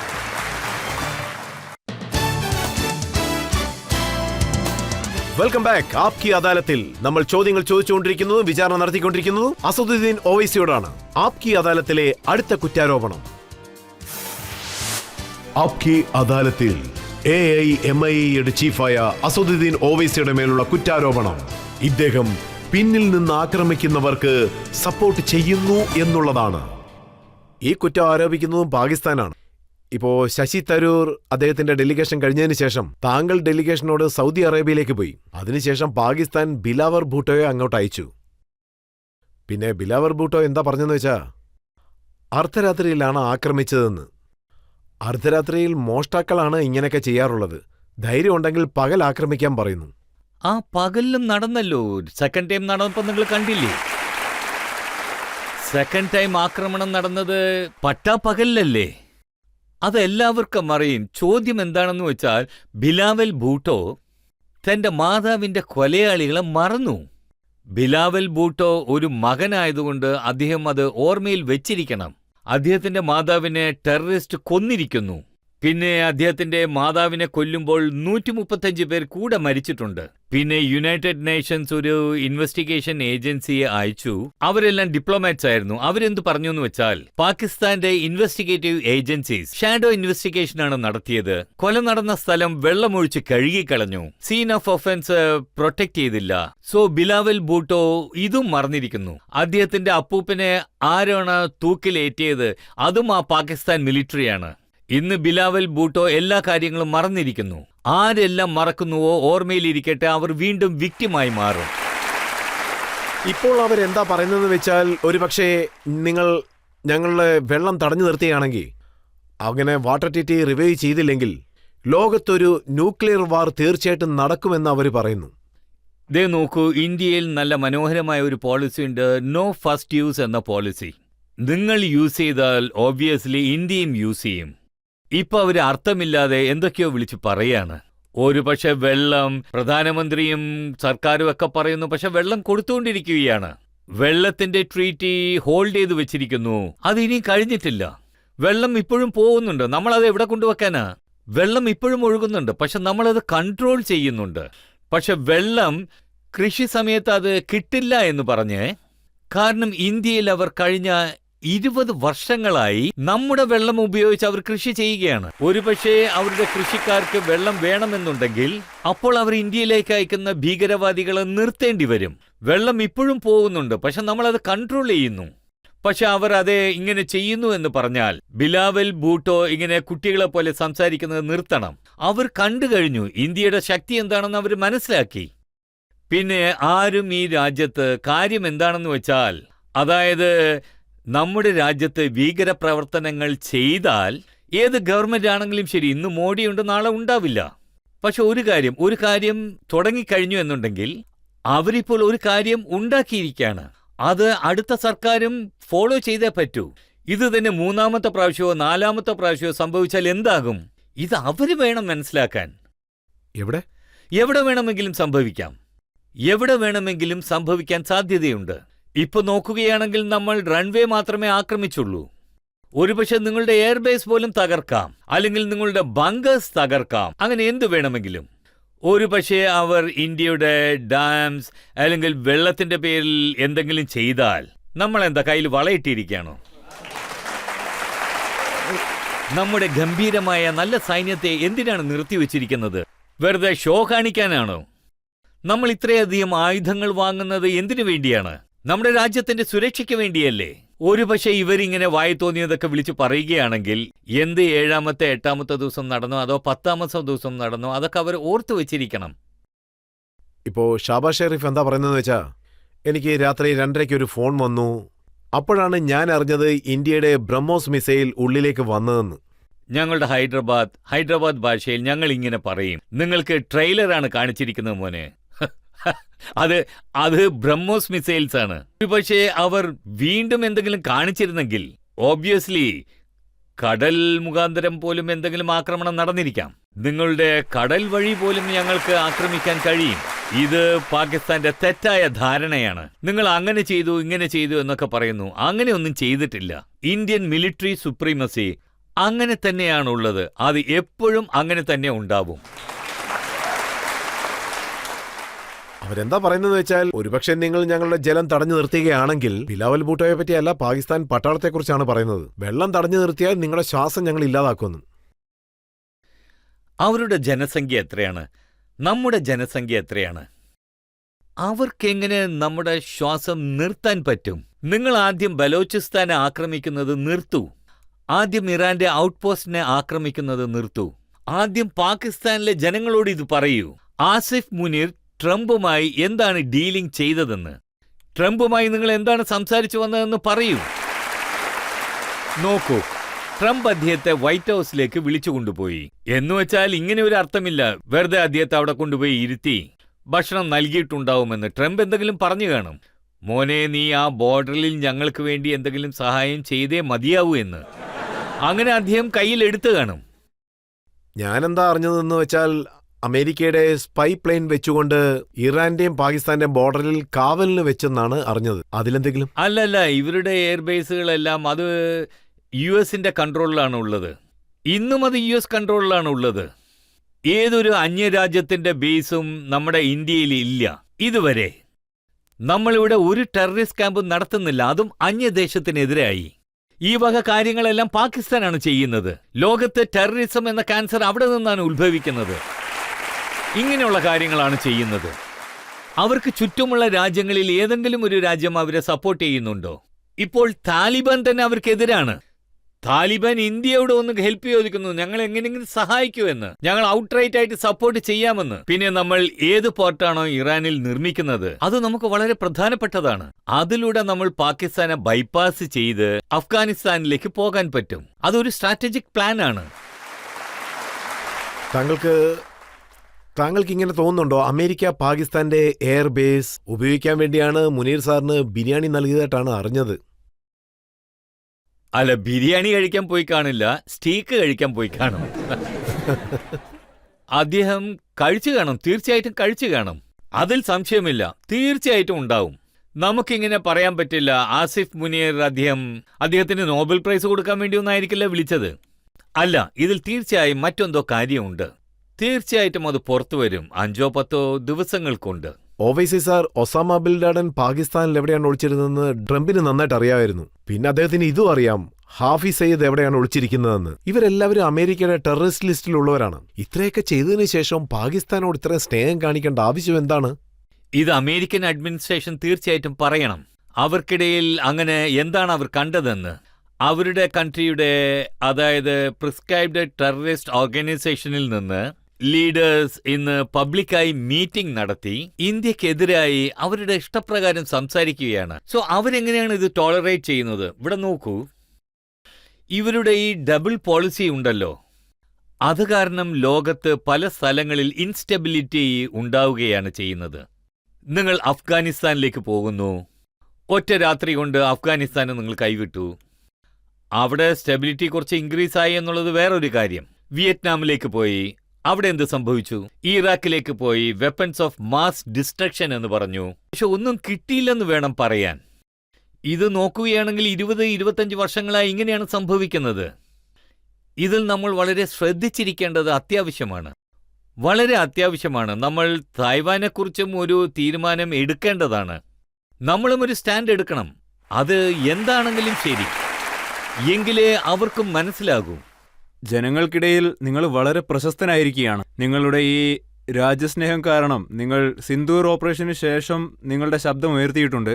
പിന്നെ ഞാൻ പറയാൻ ആഗ്രഹിക്കുന്നത്, നിങ്ങൾ നിങ്ങളുടെ പാർട്ടിയുടെ പേരിൽ സെക്യുലർ എന്ന് ചേർക്കണമെന്നാണ്. കാരണം ആ പേര് ഹിന്ദുക്കൾക്കും മുസ്ലിങ്ങൾക്കും ഇടയിൽ ഒരുപോലെ പ്രശസ്തമാകണം. പിന്നെ മറ്റൊരു കാര്യം, ഡോക്ടർ ഭീംറാവു അംബേദ്കർ സനാതനധർമ്മത്തെ ഒരുപാട് വിമർശിക്കുകയും തിരുത്തുകയും ചെയ്ത ഒരാളാണ്. അതുപോലെ തന്നെ നിങ്ങളും ഇസ്ലാം മതത്തിലുള്ള വർഗീയതയ്ക്കെതിരായും മറ്റു പ്രശ്നങ്ങൾക്കെതിരായും ശബ്ദം ഉയർത്തുന്നുണ്ട്. സോ നിങ്ങളും ഡോക്ടർ അംബേദ്കറിനെ പോലെ തന്നെ നമ്മുടെ രാജ്യത്തിനകത്തുള്ള എല്ലാ പ്രശ്നങ്ങളെയും ഇല്ലാതാക്കാൻ ആഗ്രഹിക്കുന്ന ഒരാളാണോ സർ? ഇതാണ് സർ എന്റെ ചോദ്യം. ഞാൻ അത്ര പോപ്പുലർ ആയ പിന്നെ അങ്ങനെയുള്ള കാര്യങ്ങളൊന്നും ചെയ്യേണ്ട ആവശ്യമില്ല. അവരെന്താ പറയുന്നതെന്ന് വെച്ചാൽ താങ്കളും താങ്കളുടെ പാർട്ടിയും ഇന്ത്യ മുഴുവനും അക്സെപ്റ്റബിളായ ഒരു പാർട്ടിയാണെന്നാണ്. ഞാൻ എന്തൊക്കെ പറഞ്ഞോ അതിൽ എന്തെങ്കിലും പൊളിറ്റിക്കലോ അല്ലെങ്കിൽ ഒബ്ജക്റ്റീവോ അല്ലെങ്കിൽ വിജയിക്കാനോ വേണ്ടിയുള്ളതല്ല. ഞാൻ പറഞ്ഞതെല്ലാം എൻ്റെ പൊളിറ്റിക്കൽ പാർട്ടിയുടെ ഇൻട്രസ്റ്റ് എല്ലാം ഞാൻ അടുത്തു വെച്ചാണ് പറഞ്ഞിരിക്കുന്നത്. കാരണം ഞാൻ ഇലക്ഷനിൽ മത്സരിക്കാൻ ഇതെല്ലാം പറയേണ്ട കാര്യമില്ല. പെഹൽഗാമിൽ മരിച്ചവരെ വെച്ച് ഞാൻ രാഷ്ട്രീയം കളിക്കേണ്ട കാര്യമെന്താ? നിങ്ങൾ എന്നെ പറയൂ. പെഹൽഗാമിൽ നമ്മൾ എല്ലാവരും എന്തൊക്കെ കണ്ടുവോ അത് നിങ്ങളും കണ്ടു കാണും. അത് നിങ്ങൾക്കറിയാം, ഒരുപാട് വേദനാജനകമാണ്. ആരൊക്കെ വെടിവെച്ച് കൊന്നോ അവരൊന്നും ഇപ്പോൾ ഈ ലോകത്തില്ല. ആരവർ ജീവനോട് വിട്ടേച്ചു പോയോ അവരുടെ അവസ്ഥ എന്താണിപ്പോൾ? അവരുടെ കുട്ടികൾ, അവരുടെ അമ്മമാർ, അവർ ജീവിതത്തിലുടനീളം ഈ ദുഃഖം പേറേണ്ടി വരും, അവർ ജീവനോടെ ഉള്ളവരെ. സോ ഇത് പാർട്ടിയുടെ കാര്യമാണെങ്കിൽ അത് വേറൊരു ആർഗ്യുമെന്റാണ്.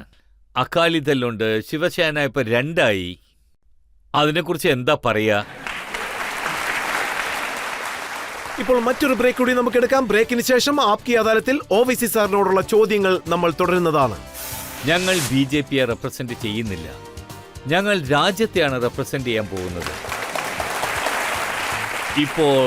ഇപ്പോൾ വിഷയം BJPയുമായി ബന്ധപ്പെട്ടതാണെങ്കിൽ കടലിന്റെ 2 കരയും ഒന്നിപ്പിക്കാൻ പറ്റില്ല. എനിക്ക് ഇത്രയേ പറയാൻ പറ്റൂ. Welcome back. ആപ്കി അദാലത്തിൽ ഇന്ന് നമ്മൾ വിചാരണ നടത്തിക്കൊണ്ടിരിക്കുന്നത് ജനാബ് അസദുദ്ദീൻ ഓവൈസിയോടാണ്. ആപ്കി അദാലത്തിലെ അടുത്ത കുറ്റാരോപണം. ആപ്കി അദാലത്തിൽ AIMAEയുടെ ചീഫായ അസദുദ്ദീൻ ഓവൈസിയുടെ മേലുള്ള കുറ്റാരോപണം ഇദ്ദേഹം വിദേശത്തേക്ക് ഡെലിഗേഷനെ കൊണ്ടുപോയതിൽ ഒരു പ്രയോജനവും ഇല്ല എന്നുള്ളതാണ്. ഓവൈസി സാർ, താങ്കളും ഡെലിഗേഷനോടൊപ്പം പോയിരുന്നു. ഇന്ത്യയിൽ നോക്കുകയാണെങ്കിൽ ഇനി 7 പാർട്ടികളെ ഡെലിഗേഷന് വേണ്ടി അയച്ചിരുന്നു. പക്ഷേ ഇവിടെയുള്ള പലരും പറയുന്നത് അതുകൊണ്ട് ഒരു പ്രയോജനവും നമ്മുടെ രാജ്യത്തിന് ഇല്ലെന്നാണ്. അതായത് ഞങ്ങൾ ഡെലിഗേഷനായി പോയത് രാജ്യത്തിന് വേണ്ടിയാണ്, പൊളിറ്റിക്കൽ പാർട്ടികൾക്ക് വേണ്ടിയല്ല. സോ ഞങ്ങൾ പ്രധാനമന്ത്രിക്ക് വേണ്ടിയല്ല പോയത്, ആർക്കു വേണ്ടിയുമല്ല, രാജ്യത്തിന് വേണ്ടിയാ പോയത്. കാരണം അതിലൊരു വിപ്പും നൽകിയിട്ടില്ല. കാരണം ഇത് കൺട്രിയുമായി ബന്ധമുള്ള കാര്യമാണ്. ഞങ്ങൾ ബഹ്റൈനിലേക്ക് പോയി. ബഹ്റൈനുമായി നമുക്ക് നല്ലൊരു ബന്ധമാണ് ഉള്ളത്. ബഹ്റൈൻ ഇപ്പോ നോൺ പെർമനന്റ് മെമ്പർ ആയിക്കൊണ്ടിരിക്കുകയാണ് UN സെക്യൂരിറ്റി കൗൺസിലിൽ. പാകിസ്ഥാൻ ചെയർമാൻ, ഞങ്ങൾക്ക് അവരെ ആവശ്യമുണ്ട്. അവിടെ ഡെലിഗേഷൻ പോയി. ജനങ്ങൾ ഇത് മറന്നു കാണും. 2019 ബഹ്റിൻ ഒരു വാണ്ടഡ് ടെററിസ്റ്റിനെ ഇന്ത്യക്ക് നൽകി. ഇവരിത് മറന്നു കാണും. ബഹ്റിനിൽ അവരുടെ ജനസംഖ്യ 7 ലക്ഷമാണ്. അതിൽ 3 ലക്ഷം ഇന്ത്യക്കാർ തന്നെ അവിടെ പണിയെടുക്കുന്നുണ്ട്. പിന്നെ പ്രധാനപ്പെട്ട ഒരു കാര്യം, 2018 പാകിസ്ഥാനെ FATA ക്ലബിൽ പ്രവേശിപ്പിച്ചപ്പോ അതിന് ബഹ്റിനാണ് സഹായിച്ചത്. അവരാണെങ്കിൽ GCC മെമ്പറാണ്, മുസ്ലിം കൺട്രി. അവരാണ് നമ്മളെ സഹായിച്ചത്. രണ്ടാമതായി ഞങ്ങൾ കുവൈത്തിലേക്ക് പോയി. കുവൈത്തിൽ 10 ലക്ഷം ഇന്ത്യക്കാരുണ്ട്. പിന്നെ കുവൈത്തും 2018 ഒരു വാണ്ടഡ് ടെററിസ്റ്റിനെ നൽകി. കുവൈത്തിലേക്കും പിന്നെ ഞങ്ങളുടെ ഗ്രൂപ്പ് 4 കൺട്രീസിലേക്കും പോയിരുന്നു. അതായത് മിഡിൽ ഈസ്റ്റ്, നോർത്ത് ആഫ്രിക്ക. ഇതൊക്കെ ടാസ്ക് ഫോഴ്സിന്റെ മെമ്പേഴ്സാണ്. പിന്നെ ഞങ്ങൾക്ക് ഇവരുടെ സഹായം ആവശ്യമാണ്. കുവൈറ്റിൽ ഞങ്ങൾ ഡെപ്യൂട്ടി പ്രൈം മിനിസ്റ്ററെ സന്ദർശിച്ചു. അവിടെ അദ്ദേഹത്തെ കണ്ടു. അദ്ദേഹത്തിന്റെ പേര് ഷൂറ എന്നാണ്. അവിടെ വെച്ച് ഞങ്ങൾ കണ്ടു. ബഹ്റിനിൽ ഞങ്ങളുടെ ലോക്സഭയുണ്ട്. അവിടെയുള്ള സ്പീക്കർ ബാംഗ്ലൂരിൽ പഠിച്ച ആളാണ്. എന്നെ അറിയാമെന്ന് പറഞ്ഞു. ഞാൻ അദ്ദേഹത്തെ ഓർമ്മിപ്പിച്ചു. ബാംഗ്ലൂരിലെ ഇന്ത്യൻ ഇൻസ്റ്റിറ്റ്യൂട്ട് ഓഫ് സയൻസിൽ ഭീകരാക്രമണം ഉണ്ടായി. അദ്ദേഹം യെസ്, ഞാൻ ബാംഗ്ലൂരിൽ പഠിച്ചിട്ടുണ്ട് എന്ന് പറഞ്ഞു. പ്രീമിയർ ഇൻസ്റ്റിറ്റ്യൂട്ട് ഉണ്ട്, ഞാൻ ഒരുപാട് ഖേദിക്കുന്നു എന്ന് പറഞ്ഞു. കുവൈത്തിലേക്ക് പോയി. കിങ്ഡം ഓഫ് സൗദി അറേബ്യയിലേക്ക് പോയി. അവിടെ 27 ലക്ഷം ഇന്ത്യക്കാർ പണിയെടുക്കുന്നുണ്ട്. അവരോട് ഞങ്ങൾ പറഞ്ഞു, ഓർമ്മപ്പെടുത്തി, 2012 നിങ്ങളുടെ അമ്മമാരെല്ലാവരും ടെററിസത്തിന് ഓപ്പോസിറ്റായി അപേക്ഷ നൽകിയെന്ന്. പിന്നെ ആ അപേക്ഷയിൽ എന്തു പറഞ്ഞു എന്ന് വെച്ചാൽ ടെററിസത്തിന് പണം പോലും ഉപയോഗിക്കുന്നുണ്ട്. ഇപ്പോ എത്ര ഫോറിൻ ഡെലിഗേറ്റ്സ് ഉണ്ടോ അവിടെയുള്ള എല്ലാവരെയും ഞങ്ങൾ കണ്ടു. പറഞ്ഞതിന് ശേഷം അതെ, നിങ്ങൾ പറഞ്ഞത് ശരിയാണെന്ന് പറഞ്ഞു. ഞങ്ങൾ അവരെ ഓർമ്മിപ്പിച്ചു. 2003 അൽ ഖ്വയ്ദ റിയാദിൽ ആക്രമണം നടത്തി. അവർ പറഞ്ഞു യെസ്, ഞങ്ങൾ വിക്ടമായിട്ടുണ്ടെന്ന്. 5-6 വർഷങ്ങൾക്ക് മുൻപ് ഹൂത്തീസ് ആർമിയുടെ നേരെ മിസൈൽ അയച്ചു, ബ്ലാസ്റ്റ് ചെയ്തു.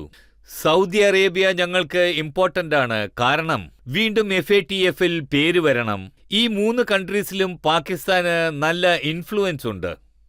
ഞങ്ങൾ പോയി അവരോട് പറയുകയാണ്, ദേ നോക്കൂ, ഈ TRF ഓർഗനൈസേഷൻ പെഹൽഗാമിൽ ആക്രമണം നടത്തി. ഈ LET പാകിസ്ഥാന്റെ സ്പോൺസേഡ് ടെററിസമാണ്. നിങ്ങളും ടെററിസ്റ്റിന്റെ വിക്ടം ആയിട്ടുണ്ട്. അൽ ഖയ്ദയുടെ രൂപത്തിലാവട്ടെ അല്ലെങ്കിൽ ദായിഷിന്റെ രൂപത്തിലാവട്ടെ, പാകിസ്ഥാൻ ടെററിസ്റ്റിനെ കുറിച്ചുള്ള ഇവരുടെ ഐഡിയോളജി അതേ ഫൗണ്ടേഷൻ ലെവലിൽ തന്നെയാണ് ഉള്ളത്.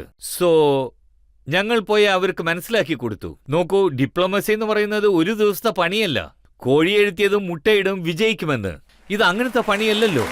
ഈ കാര്യത്തെക്കുറിച്ച് ചോദിക്കുകയാണെങ്കിൽ ഞങ്ങൾ കണ്ടിന്യൂസ് ആയിട്ട് ഇത് ചെയ്യണം. ഞാൻ അറിഞ്ഞത് താങ്കൾക്ക് പല ബുദ്ധിമുട്ടുകളും ഫേസ് ചെയ്യേണ്ടി വന്നെന്നാണ്. സൗദി അറേബ്യയും പാകിസ്ഥാന് വേണ്ടി പ്രഷർ താങ്കൾക്ക് നൽകിയെന്നും കേട്ടു. അതെ, ഞങ്ങൾ അവരുടെ MOS ഫോറിൻ അഫയേഴ്സിനോടൊപ്പം 2 മണിക്കൂർ ചർച്ച ചെയ്തു. 2 മണിക്കൂർ.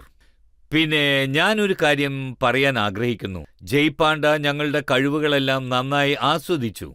പിന്നെ ഞങ്ങളും അതിൽ സഹകരിച്ചു. മറ്റുള്ള ഡെലിഗേറ്റ്സ് മെമ്പേഴ്സ് ഉണ്ടായിരുന്നു. ഞങ്ങൾ അവരോടും പറഞ്ഞു. അവർ ചോദിച്ചു, നിങ്ങൾ എന്താ പാകിസ്ഥാനുമായി സംസാരിക്കാത്തതെന്ന്. ആര് പറഞ്ഞു ഞങ്ങൾ സംസാരിക്കുന്നില്ലെന്ന്? 26/11 സമയത്ത് ഞങ്ങൾ സംസാരിച്ചു. അതിനുശേഷം ഞങ്ങളുടെ ഇന്ത്യൻ ഇൻവെസ്റ്റിഗേറ്റേഴ്സ് പോയി പാകിസ്ഥാൻ ഇൻവെസ്റ്റിഗേഷൻ ഏജൻസിയുടെ അടുത്ത് ചെന്ന് DNA സാമ്പിൾസ് തന്നെ നൽകി. അജ്മൽ കസാബിനെ ജീവനോട് പിടിച്ചു. മരിച്ചവരുടെ DNA സാമ്പിൾസ് എടുത്തു. അവരുടെ റെക്കോർഡഡ് കൺഫെഷൻസ് വെസ്റ്റേൺ ഇന്റലിജൻസ് അത് റെക്കോർഡ് ചെയ്തു. ആരോ പാകിസ്ഥാനിൽ ഇരുന്നു കൊണ്ട് മുംബൈയിലെ ഹോട്ടലിൽ ആക്രമണം നടത്തി കൊല്ലാൻ പറഞ്ഞു. ഞങ്ങൾ എല്ലാ പ്രൂഫും അവർക്ക് നൽകി. പക്ഷെ ട്രയൽ ഒന്നും നടന്നില്ലല്ലോ. പിന്നെ ഞങ്ങൾ അവരോട് പറഞ്ഞു, സക്കൂർ റഹ്മാനെ നിങ്ങൾ പാകിസ്ഥാനിൽ വെച്ച് അറസ്റ്റ് ചെയ്തില്ലേ? അവർ ജയിലിൽ കുഞ്ഞുങ്ങളെ ഉണ്ടാക്കിയില്ലേ? അല്ലല്ല, ഇത് ചിരിക്കേണ്ട കാര്യമല്ല, ഇത് ചിന്തിക്കേണ്ട കാര്യമാണ്. ടെററിസം എന്ന് പറയുന്നത് എത്ര ഗ്രേവ് ഒഫൻസ് ആണ്. പിന്നെ അവർ ജയിലിലിരുന്ന് ഞങ്ങൾ എപ്പോ ചെയ്തു എന്ന് ചോദിക്കുന്നു. ഞാൻ എന്താ പറയുന്നത് വെച്ചാൽ, ഞാൻ പേഴ്സണലായിട്ട് നരേന്ദ്രമോദിയെ പേഴ്സണലായിട്ട് ക്രിട്ടിസൈസ് ചെയ്തു. പത്താൻകോട്ടിന് ശേഷം നിങ്ങൾ ISA എന്തിനാ അവിടെ വരുത്തിച്ചെന്ന്. അവിടെ വന്നു, എന്നിട്ട് എന്ത് സംഭവിച്ചു? അങ്ങനെ ഒന്നും ഇല്ലല്ലോ. നമ്മളൊന്നും സംസാരിക്കാതെ ഇല്ലല്ലോ. ഞങ്ങളെല്ലാം സംസാരിച്ചു. നിങ്ങൾ അവരെ FATF-ൽ ചേർത്താൻ സഹായിക്കൂ എന്ന് ഞങ്ങൾ പറഞ്ഞു. ഞങ്ങൾ പറഞ്ഞത് എന്താന്ന് വെച്ചാൽ, പാകിസ്ഥാനിലെ ജനങ്ങൾക്ക് ഞങ്ങൾക്ക് ഒരു പ്രശ്നവും ഇല്ലെന്ന് പറഞ്ഞു. ഞങ്ങളുടെ പോരാട്ടം പാകിസ്ഥാനിലെ ISIക്കെതിരെയാണ്.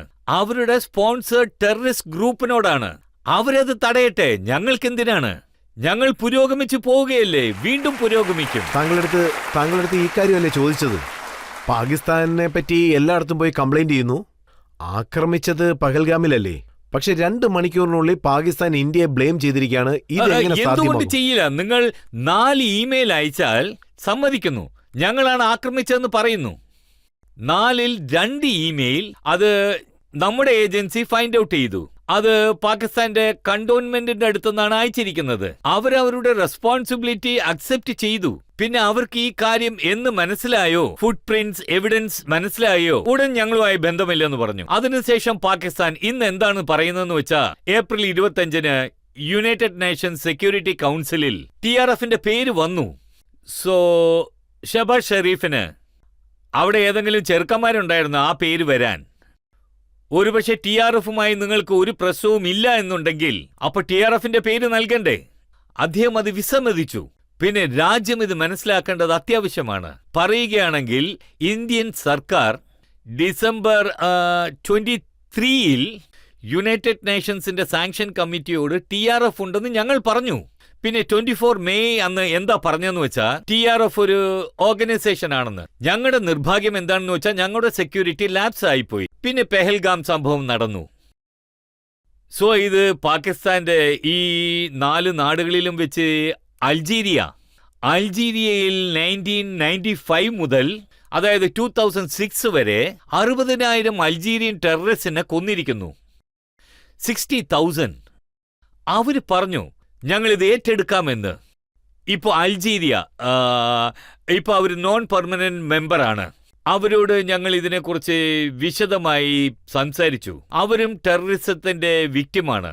ഇന്നും സൗത്ത് അൾജീരിയയിൽ ഡായിഷ് ഗ്രൂപ്പ് ഉണ്ട്.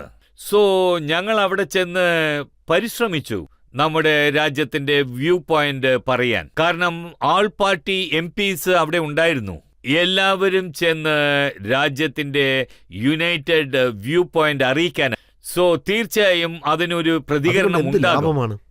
ലാഭം ഇതാണ്, അവർ പാകിസ്ഥാന്റെ സ്പോൺസേർഡ് ടെററിസത്തെ, പാകിസ്ഥാനിൽ നിന്നും ഈ ടെററിസ്റ്റുകൾക്ക് കാശ് പോകുന്നുണ്ട്. ഇന്ത്യയുമായി ഇതിലെന്താ വലിയ ലാഭമെന്ന് വെച്ചാൽ, ഞങ്ങൾ യുണൈറ്റഡ് ആയി പറഞ്ഞിട്ടുണ്ട് ഇത് രാജ്യത്തിന്റെ പ്രശ്നമാണെന്ന്. ഞാൻ തന്നെ പറഞ്ഞു ഞാൻ നാട്ടിൽ ചെന്നാൽ ഇവരോടൊന്നും സംസാരിക്കില്ല എന്ന്, BJP മെമ്പേഴ്സിനൊപ്പം. പക്ഷേ ഇത് ടെററിസം കാരണമായതുകൊണ്ട് ഇന്ത്യൻ സിറ്റിസൻസിനെ പാകിസ്ഥാൻ ടെററിസ്റ്റ് കൊന്നിരിക്കുന്നു. അതുകൊണ്ടാണ് ഞങ്ങൾ വന്നത് റിക്വസ്റ്റ് ചെയ്യുന്നത്, നിങ്ങൾ നിങ്ങളുടെ ഗുഡ് ഓഫീസേഴ്സ് യൂസ് ചെയ്യൂ. നിങ്ങൾ FATFൽ പാകിസ്ഥാനെ വീണ്ടും ഉൾപ്പെടുത്താൻ ഞങ്ങൾക്ക് തുണയായിരിക്കൂ. കാരണം ടെററിസം ഇന്ത്യക്ക് മാത്രമല്ല, ടെററിസം ലോകത്തിന് തന്നെ വലിയ ചാലഞ്ചാണ്. സോ ഇതുകൊണ്ടാണ് ഞങ്ങൾ ഈ കാര്യത്തെക്കുറിച്ച് സംസാരിച്ചത്. പിന്നെ ഞങ്ങൾ എവിടെയൊക്കെ പോയോ അവർ വളരെ ശാന്തമായി ഞങ്ങൾ പറയുന്നതെല്ലാം കേട്ടു. ഞങ്ങളോട് ചോദ്യങ്ങളും ചോദിച്ചു.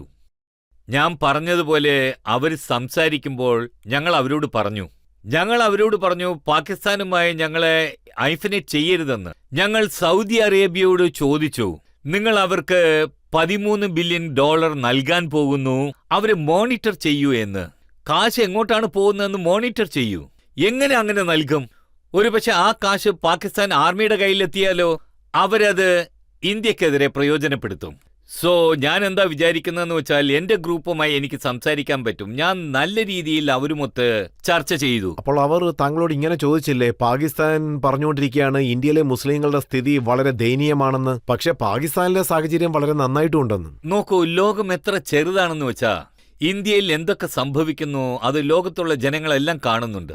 അത് മോബ് ലിഞ്ചിങ് വീഡിയോ ആകട്ടെ, അതായത് വേറെന്തെങ്കിലും തെറ്റായ നടപടികളാകട്ടെ, സംഘപരിവാരത്തിനോട് അനുബന്ധിച്ചതാകട്ടെ, അവർക്ക് മനസ്സിലാകും. ഞങ്ങളോട് ചോദിക്കുമ്പോൾ ഞങ്ങൾ അതേ എന്ന് പറഞ്ഞു. അതെ, ഇത് സംഭവിച്ചിട്ടുണ്ടെന്ന് ഞാൻ പറഞ്ഞു. അതെ, ഇത് സത്യമാണെന്ന് പറഞ്ഞു. ഞങ്ങളത് ഇല്ലാന്ന് പറഞ്ഞില്ല, നിങ്ങൾ കണ്ടുകൊണ്ടിരിക്കുന്നില്ലേ. പക്ഷെ ഞങ്ങളുടെ അടുത്ത് ഇന്നും ഞങ്ങളുടെ കോർട്സ് ഇൻഡിപെൻഡന്റ്, കോർട്സ് ഇന്നും കേസുകൾ ഹാൻഡിൽ ചെയ്യുന്നു. പിന്നെ ഞാൻ അവരോട് പറഞ്ഞു ഇത് ഇങ്ങനെയൊക്കെ ഉണ്ട് എന്ന്.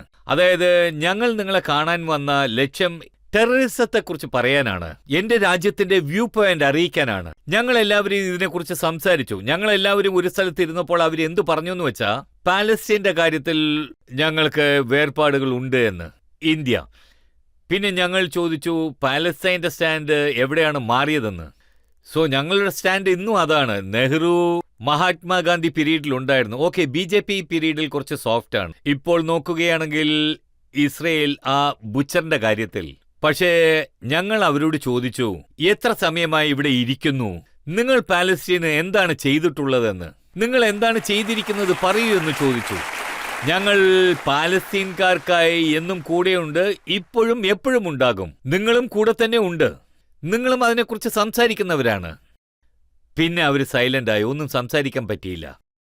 ചിലർ ഇങ്ങനെയും പറയുന്നുണ്ട് താങ്കൾക്ക് ശത്രുതയുണ്ടെന്ന്. കാരണം ഡെലിഗേഷനൊക്കെ കഴിഞ്ഞ് തിരിച്ചു വരുമ്പോൾ താങ്കളെ പ്രധാനമന്ത്രി വിളിച്ചിരുന്നു, പക്ഷെ അദ്ദേഹത്തെ കാണാൻ താങ്കൾ പോയില്ല. ഇപ്പോൾ വിചാരിക്കേണ്ട കാര്യം എന്താണെന്ന് വെച്ചാൽ, നിങ്ങൾ നരേന്ദ്രമോദിയെ രാജ്യമെന്ന് കരുതുന്നു, അല്ല ഈ രാജ്യത്ത് നമ്മൾ ജീവിക്കുന്നെന്ന് കരുതുന്നു? രാജ്യമെന്ന് പറയുന്നത് തനിച്ചല്ലേ? ഞങ്ങൾ രാജ്യത്തിന് വേണ്ടി പോയി, ഒരു പ്രധാനമന്ത്രിക്ക് വേണ്ടി പോയതല്ല. ഒരുപക്ഷെ പ്രധാനമന്ത്രിക്കാണെങ്കിൽ ഞങ്ങൾ പോകില്ലായിരുന്നു. ഞങ്ങൾ രാജ്യത്തിന് വേണ്ടിയുള്ള ഒരു കാര്യമാണെങ്കിൽ തീർച്ചയായും അതിന് പോകും. കൺട്രിക്ക് വേണ്ടി പോയി. മാത്രമല്ല 2013-14 ഒരു ട്രാക്ക് ടു ഡിപ്ലോമസിയിൽ യശ്വന്ത് സിൻഹ സാർ, മണിശങ്കർ സാർ, ഞങ്ങൾ എല്ലാ MPസിനെയും വിളിച്ചുകൊണ്ട് പോയി, BJP MPs അടക്കം. അവിടെ പാകിസ്ഥാൻ ചാനലിൽ അവരെക്കുറിച്ച് ഞാൻ കഠിനമായി സംസാരിച്ചു, ചർച്ചകൾ നടന്നു. സോ ഇപ്പോ അങ്ങനെയൊന്നുമല്ല. ഞങ്ങളുടെ വ്യൂ പോയിന്റ് ഞങ്ങൾ മറക്കില്ല. രാജ്യത്തിന് വേണ്ടി പോയി, ഇപ്പൊ രാജ്യത്തെത്തിയിരിക്കുന്നു. തീർച്ചയായിട്ടും BJPയെ എതിർക്കും, ഇനിയും അങ്ങനെ തന്നെ ആയിരിക്കും, പിന്നെ സംസാരിച്ചുകൊണ്ടേയിരിക്കും.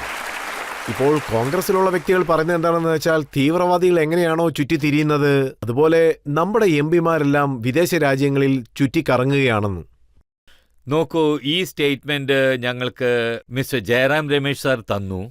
ഓക്കെ, അദ്ദേഹത്തിന് അദ്ദേഹത്തിന്റെ പാർട്ടിയുടെ MPകൾ പോയത് ഇഷ്ടപ്പെട്ടില്ല എന്ന് തോന്നുന്നു. പക്ഷേ അദ്ദേഹം ഈ കാര്യം മറന്നുപോയി. സുപ്രിയ സുലെ ഇന്ത്യ അലയൻസിൽ DMK MP സഹോദരി കനിമൊഴിക്കും ഇതിൽ വലിയ പങ്കുണ്ട്. അവരുടെ അലയൻസ് പോയി. അപ്പൊ ഞങ്ങൾക്ക് എന്ത് ചെയ്യാൻ പറ്റും? ശരി, സമ്മതിക്കുന്നു, ഞങ്ങൾ ഭാരതിന്റെ B ടീമാണ്. സോ അതിൽ ഞങ്ങൾക്കൊരു പ്രശ്നവുമില്ല. പക്ഷെ ഇവർ അലയൻസ് ആണ്, അതിനെക്കുറിച്ച് ആലോചിച്ചൂടെ? ഈ പ്രസ്താവന കൊണ്ട് എന്താണ് ലാഭം? ഭീകരവാദികൾ കറങ്ങുന്നുണ്ടെന്ന് ഞങ്ങളും പറയുന്നുണ്ട്. ഓപ്പറേഷൻ സിന്ദൂർ ആ 4 ഭീകരവാദികളെ പിടിക്കുന്നതുവരെ ഞങ്ങളും വിടില്ല. പക്ഷെ നിങ്ങളുടെ പാർട്ടിയിലെ MPs, നിങ്ങളുടെ ഹിന്ദി അലയൻസ് ജനങ്ങൾ ചെയർമാൻ ആയിട്ടാണ് പോയിരിക്കുന്നത്. അപ്പൊ ഇങ്ങനെയുള്ള പ്രസ്താവനകളൊക്കെ പ്രയാസം ഉണ്ടാക്കുന്ന കാര്യമാണ്. മറ്റൊരു നേതാവ് ഇങ്ങനെയാണ് പറഞ്ഞത്, മോദിജി ഒരു ട്രാവൽ ഏജൻസി ഓപ്പൺ ചെയ്തിരിക്കുന്നു, ചുറ്റിക്കറങ്ങാൻ വേണ്ടി MPമാരെ ഇങ്ങനെ വിദേശ രാജ്യങ്ങളിലേക്ക് അയച്ചിരിക്കുകയാണെന്ന്. നെക്സ്റ്റ് ടൈം ആരാണോ പറഞ്ഞത് അവരെ തന്നെ ചെയർമാൻ ആക്കി വേണം അയക്കാൻ. പിന്നെ അല്ല പിന്നെ ഞങ്ങളുടെ ഫ്ലൈറ്റ്സ് എല്ലാം രാത്രിയിലായിരുന്നു. പിന്നെ നിങ്ങൾക്കറിയാം, നൈറ്റ് ഫ്ലൈറ്റ്സ് ആണെങ്കിൽ ഉറങ്ങാൻ സാധിക്കില്ല. പിന്നെ രാവിലെ നിങ്ങൾക്ക് ടൈം ഡിഫറൻസ് ഉണ്ട്. അൾജീരിയ 4 മണിക്കൂർ മുൻപേ ആണ്. ഞങ്ങൾ ഉച്ചയ്ക്ക് പോയത്, അത് ഫ്രൈഡേ അന്ന് 2 മണിക്ക്. 5 മണിക്ക് ഞങ്ങൾക്കെല്ലാം എംബസിയിൽ മീറ്റിംഗ് ഉണ്ടെന്നും പറഞ്ഞ് ഞങ്ങളെ വിളിച്ചുകൊണ്ടുപോയി. സോ ഞങ്ങൾ നാട് കാണാൻ പോയതല്ല. എങ്ങനെ കാണാൻ പറ്റും? ഒരുപക്ഷെ നാടൊക്കെ കറങ്ങി കണ്ടു എന്ന് പറഞ്ഞാൽ അത് വലിയ തെറ്റാണ്. പറയുന്നവർ ഇങ്ങനെ എന്തെങ്കിലുമൊക്കെ പറഞ്ഞുകൊണ്ടേയിരിക്കും. നിങ്ങൾ നിങ്ങളുടെ പൊളിറ്റിക്കൽ ഡിഫറൻസസ് ഒക്കെ ഒന്ന് ഒതുക്കി വയ്ക്കൂ, സംസാരിക്കൂ. നിങ്ങൾക്ക് ഡെമോക്രാറ്റിക് റൈറ്റ്സ് ഉണ്ടെന്നറിയാം. ഞങ്ങളുടെ ഗ്രൂപ്പിനെ സംബന്ധിച്ചിടത്തോളം ഞാൻ പറയാം, ഞങ്ങൾ അവിടെ നാട് കറങ്ങി കാണാൻ പോയതല്ല. പിന്നെ ഒരു വീഡിയോ കാണിച്ചിരുന്നു, അതിലൊരു മെമ്പർ പാട്ട് പാടിക്കൊണ്ടിരിക്കുകയാണ്. നോക്കൂ, ഞാൻ പാട്ട് കേൾക്കാറുമില്ല, കേൾക്കുന്ന ഇൻട്രസ്റ്റും എനിക്കില്ല. So in A late when ഞാൻ എന്താ പറയുന്നതെന്ന് വെച്ചാൽ, ഞാൻ പറയുന്ന ഒന്ന് കേൾക്കൂ. അൾജീരിയയിൽ ബാക്ക്ഗ്രൗണ്ട് എന്തായിരുന്നു എന്ന് വെച്ചാൽ, അതായത് നമ്മുടെ ഇന്ത്യൻസ് അവിടെ എത്ര പേരുണ്ടോ അവരെ ഇന്ത്യൻസ് എന്ന് പറയില്ല, ജാനേത്തു എന്നാണ് പറയാ. ഞങ്ങൾക്കൊന്നും മനസ്സിലായില്ല. എയർപോർട്ടിൽ വെച്ച് ജാനേത്തു എന്ന് പറഞ്ഞു. ഒന്നും മനസ്സിലായില്ല. ജാനേത്തു എന്ന് പറഞ്ഞാൽ എന്താണെന്ന്. അപ്പോഴാണ് അറിയുന്നത് 1960s അജ്നബി ഷറാഫ്. നിങ്ങളുടെ ചെറുപ്പത്തിലെ പടമായിരിക്കും. അതിൽ ആ പടം അവിടെ വളരെ ഫേമസ് ആയി. അതിലെ പാട്ടും ഫേമസ് ആയി. സോ അവിടെ foreign affairs standing committee chairman അദ്ദേഹം രാത്രി ഞങ്ങൾക്ക് ഡിന്നറിന് ഇൻവിറ്റേഷൻ നൽകി. അദ്ദേഹം പ്രോഗ്രാമിൽ ഇല്ലായിരുന്നു, പക്ഷെ വന്നേ മതിയാവെന്ന് പറഞ്ഞു. അവിടെ വെച്ച് അദ്ദേഹം ആ പടത്തെക്കുറിച്ച് പറഞ്ഞു. അവിടെ BJPയുടെ ഒരു MP എന്റെ അടുത്തായിരുന്നു ഇരുന്നത്. അദ്ദേഹം പറഞ്ഞു, അത് നല്ല പാട്ടാണ്, എനിക്ക് ഓർമ്മയുണ്ട് എന്നും പറഞ്ഞ് പെട്ടെന്ന് 2-3 ലൈനുകൾ പാടാൻ തുടങ്ങി. സോ അത് കണ്ടാണ് പറയുന്നത്, അതിലൊരു പ്ലാനും അങ്ങനെയില്ല. അത് ഞങ്ങൾ പ്ലാൻ ചെയ്തതല്ല. സോ അൺഫോർച്ചുനേറ്റ്ലി ഞങ്ങളെല്ലാവരും വീഡിയോ എടുക്കരുത് എന്ന് പറഞ്ഞു. എത്രയോ പറഞ്ഞു നോക്കി, ആരും എടുക്കാൻ പാടില്ലെന്ന്. സോ ആ വീഡിയോയുടെ കഥ ഇതാണ്. ആ മീറ്റിംഗ് എപ്പോഴാണ് തീർന്നതെന്ന് അറിയോ? ഞങ്ങൾ റൂമിലേക്ക് പോയത് 11:45 വരെ അത് പോയിക്കൊണ്ടിരുന്നു. പിന്നെ വീണ്ടും രാവിലെ എണീച്ച് ഓടേണ്ട കാര്യം ഉണ്ടായിരുന്നു. ഇങ്ങനെയുള്ള അപവാദങ്ങൾ വന്നുകൊണ്ടേയിരിക്കും. അതൊക്കെ നിങ്ങൾ മനസ്സിലാക്കണം. അതൊന്നും. ഇപ്പോൾ ഓഡിയൻസിൽ നിന്ന് ആർക്കെങ്കിലും ചോദ്യം ചോദിക്കണോ? പ്രധാനമന്ത്രി നരേന്ദ്രമോദി സാറിന്റെ വിദേശയാത്രകൾ 100 പിന്നിട്ട് 200-നോട് അടുത്തിരിക്കുകയാണ്. ആ യാത്രകളൊക്കെ നോക്കുകയാണെങ്കിൽ അതൊക്കെ നമ്മുടെ നാഷണൽ ഇൻട്രസ്റ്റിന് വേണ്ടിയാണ്. തീർച്ചയായും അത് തന്നെയാണ് പ്രയോറിറ്റി. ഏത് രാജ്യത്ത് പോയാലും ഒരാളെ കണ്ടുമുട്ടുന്നതല്ല പ്രയോറിറ്റി, മറിച്ചത് നാഷണൽ ഇൻട്രസ്റ്റ് തന്നെയാണ്. പക്ഷേ എന്നിട്ടും അതിനുശേഷം പഹൽഗാം അറ്റാക്ക് നടന്നപ്പോൾ വീണ്ടും എന്താ സംഭവിച്ചതെന്ന് വെച്ചാൽ തുടക്കം മുതൽ എല്ലാ കാര്യങ്ങളും തന്നെ വിശദീകരിക്കേണ്ടതായിട്ട് വന്നു. അപ്പോൾ ആ യാത്രകൾ കൊണ്ടൊരു പ്രയോജനവും ഇല്ലാതായി പോയോ സർ? അതാണ് എന്റെ ചോദ്യം. ഞങ്ങളുടെ ഫോറിൻ അഫയേഴ്സിന്റെ ഓഫീസേഴ്സ് വളരെ വിദഗ്ധരാണ്. സോ ഞാൻ ജനറലൈസ് ചെയ്ത് ഒരു സ്റ്റേറ്റ്മെന്റും നൽകുന്നില്ല. അദ്ദേഹം വളരെ നന്നായി വർക്ക് ചെയ്യുന്നുണ്ട്. ഒരു കാര്യം ഓർത്തോളൂ, ഒരുപക്ഷെ നമ്മുടെ രാജ്യത്ത് ജനങ്ങൾ സ്ട്രോങ് ആണെങ്കിൽ ന്യായം കിട്ടും. പിന്നെ നമുക്ക് ഉള്ള വലിയ അപകടം അത് ചൈനയിൽ നിന്നാണ്. പിന്നെ നമ്മുടെ എക്കോണമിയിൽ നമ്മൾ 10% മേലെ ഗ്രോ ആകണം. സോ ഇതാണ് ഏറ്റവും വലിയ ചാലഞ്ച്. അത് നിങ്ങൾക്കാണെങ്കിലും ഞങ്ങൾക്കാണെങ്കിലും എല്ലാവർക്കും നമ്മൾ അതിൽ വേണം ശ്രദ്ധിക്കാൻ.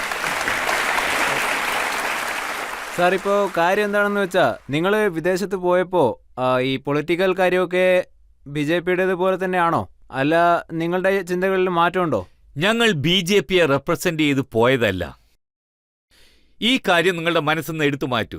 ഞങ്ങൾ ഈ രാജ്യത്തെയാണ് റെപ്രസെന്റ് ചെയ്തത്. ഇപ്പൊ കാര്യം BJPയുമായി ബന്ധപ്പെട്ടതാണെങ്കിൽ പറയുകയാണെങ്കിൽ എവിടെയാണെങ്കിലും കടലിന് 2 കര ഉണ്ടാവാൻ വഴിയില്ല. അത് ഒരിക്കലും ഒന്നാവില്ല.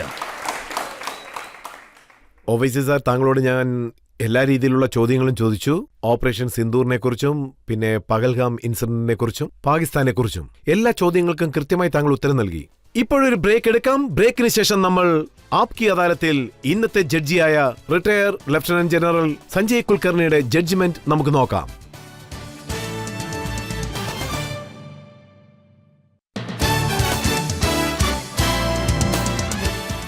ആപ്കി അദാലത്തിൽ ഇന്നത്തെ ജഡ്ജിയായ റിട്ടയർ ലഫ്റ്റനന്റ് ജനറൽ സഞ്ജയ് കുൽക്കർണിയുടെ ജഡ്ജ്മെന്റ് നമുക്ക് നോക്കാം. അസാദുദ്ദീൻ ഒവൈസി സർ, അദ്ദേഹം ഒരു കഴിവുള്ള വളരെ ഉന്നത പദവിയിലിരിക്കുന്ന ഒരു പാർലമെന്ററി അംഗമാണ്. അദ്ദേഹം എല്ലാ ചോദ്യങ്ങൾക്കും കൃത്യമായ മറുപടികൾ നൽകിയിട്ടുണ്ട്. അദ്ദേഹം പറഞ്ഞു വരുന്നത് പാകിസ്ഥാൻ ഒരിക്കലും തിരുത്താൻ തയ്യാറാകില്ല എന്നാണ്. ഹൈദരാബാദിൽ അദ്ദേഹത്തിന്റെ ഐഡന്റിറ്റി പറഞ്ഞു വരുമ്പോൾ അദ്ദേഹം ഒരു സോഷ്യൽ വർക്കറാണ്. എല്ലാവരെയും സഹായിക്കുന്ന ഒരാൾ, വളരെ ബുദ്ധിമാനായ ഒരാൾ, നല്ല മനസ്സിനുടമയായ ഒരു വ്യക്തി. അദ്ദേഹത്തിന്റെ രാഷ്ട്രീയ പ്രസംഗങ്ങളും ഏറെ ശ്രദ്ധേയമായിരുന്നു. അതോടൊപ്പം ഹൈദരാബാദിൽ ഇദ്ദേഹത്തിന് തുല്യനായ മറ്റൊരു നേതാവ് ആരും തന്നെ ഇല്ല എന്ന് തന്നെ പറയാം. ലോകത്തിലെ ടോപ്പ് 500 മുസ്ലിംസിൽ ഒവൈസി സാറിന്റെ പേരും തീർച്ചയായും വരുമെന്ന് നമുക്ക് പറയാം. നല്ല മനസ്സിന്റെ ഒരു ഉടമയാണ് അദ്ദേഹം. അദ്ദേഹത്തിന്റെ മനസ്സ് എന്നും ഇന്ത്യക്കൊപ്പമാണ്. അതുകൊണ്ട് തന്നെ എല്ലാ ഇന്ത്യക്കാരും അദ്ദേഹത്തിന്റെ അടുത്ത് നിന്ന് പ്രതീക്ഷിക്കുന്നത് ഇതാണ്. അതുകൊണ്ട് തന്നെയാണ് നിങ്ങളെ രജ് സാർ ഇങ്ങോട്ടേക്ക് ക്ഷണിച്ചതും നിങ്ങളെ ഇത്രയധികം കനമേറിയ ചോദ്യങ്ങളിലൂടെ ബുദ്ധിമുട്ടിച്ചതും ഇന്ത്യയിലെ ഹിന്ദു മുസ്ലിം ഐക്യം ഊട്ടിയുറപ്പിക്കാൻ വേണ്ടിയാണത്. രാജ്യമാണ് മറ്റെല്ലാത്തിനേക്കാളും പ്രധാനം. ഇതാണിപ്പോൾ നിങ്ങൾക്കുള്ളിലുള്ള വികാരം. നിങ്ങളൊരു മികച്ച രാഷ്ട്രീയ നേതാവായി ലോകം മുഴുവൻ പ്രശസ്തനായ ഒരു വ്യക്തിയാണ്. ഇനി അങ്ങോട്ടുള്ള കാലങ്ങളിലും നിങ്ങൾ നല്ല കാര്യങ്ങൾ ചെയ്ത് ഇതുവരെ സമ്പാദിച്ച നല്ല പേര് നിലനിർത്തുകയും പ്രശസ്തി വർദ്ധിപ്പിക്കുകയും വേണം. നമുക്കെല്ലാവർക്കും ഒന്നിച്ചു നിന്ന് നമ്മുടെ രാജ്യത്തിൻ്റെ അഭിമാനം വർദ്ധിപ്പിക്കാം. നമ്മൾ എല്ലാവരെയും ഒരു ഇന്ത്യക്കാരനെന്ന നിലയിൽ മാത്രമേ കാണുന്നുള്ളൂ. ഞങ്ങളിപ്പോൾ ആഗ്രഹിക്കുന്നത് എന്താണെന്ന് വെച്ചാൽ നിങ്ങൾ ഇതേ ഇമേജോടുകൂടി തന്നെ മികച്ച പ്രസംഗങ്ങൾ നടത്തിക്കൊണ്ട് ജനങ്ങളെ കൂടുതൽ ചേർത്ത് പിടിക്കണം, അവരെ സന്തോഷിപ്പിക്കണം. നിങ്ങൾ ഇനിയും ഒരുപാട് നല്ല കാര്യങ്ങൾ ചെയ്യുമെന്ന് ഞങ്ങൾ പ്രതീക്ഷിക്കുന്നു. ഇന്ത്യയിലെ ഒരു മികച്ച രാഷ്ട്രീയ നേതാവെന്ന ബഹുമാനത്തോടുകൂടി, ഏറെ അഭിമാനത്തോടുകൂടി ഈ നീതിപീഠം നിങ്ങളെ കുറ്റവിമുക്തനാക്കുകയാണ്.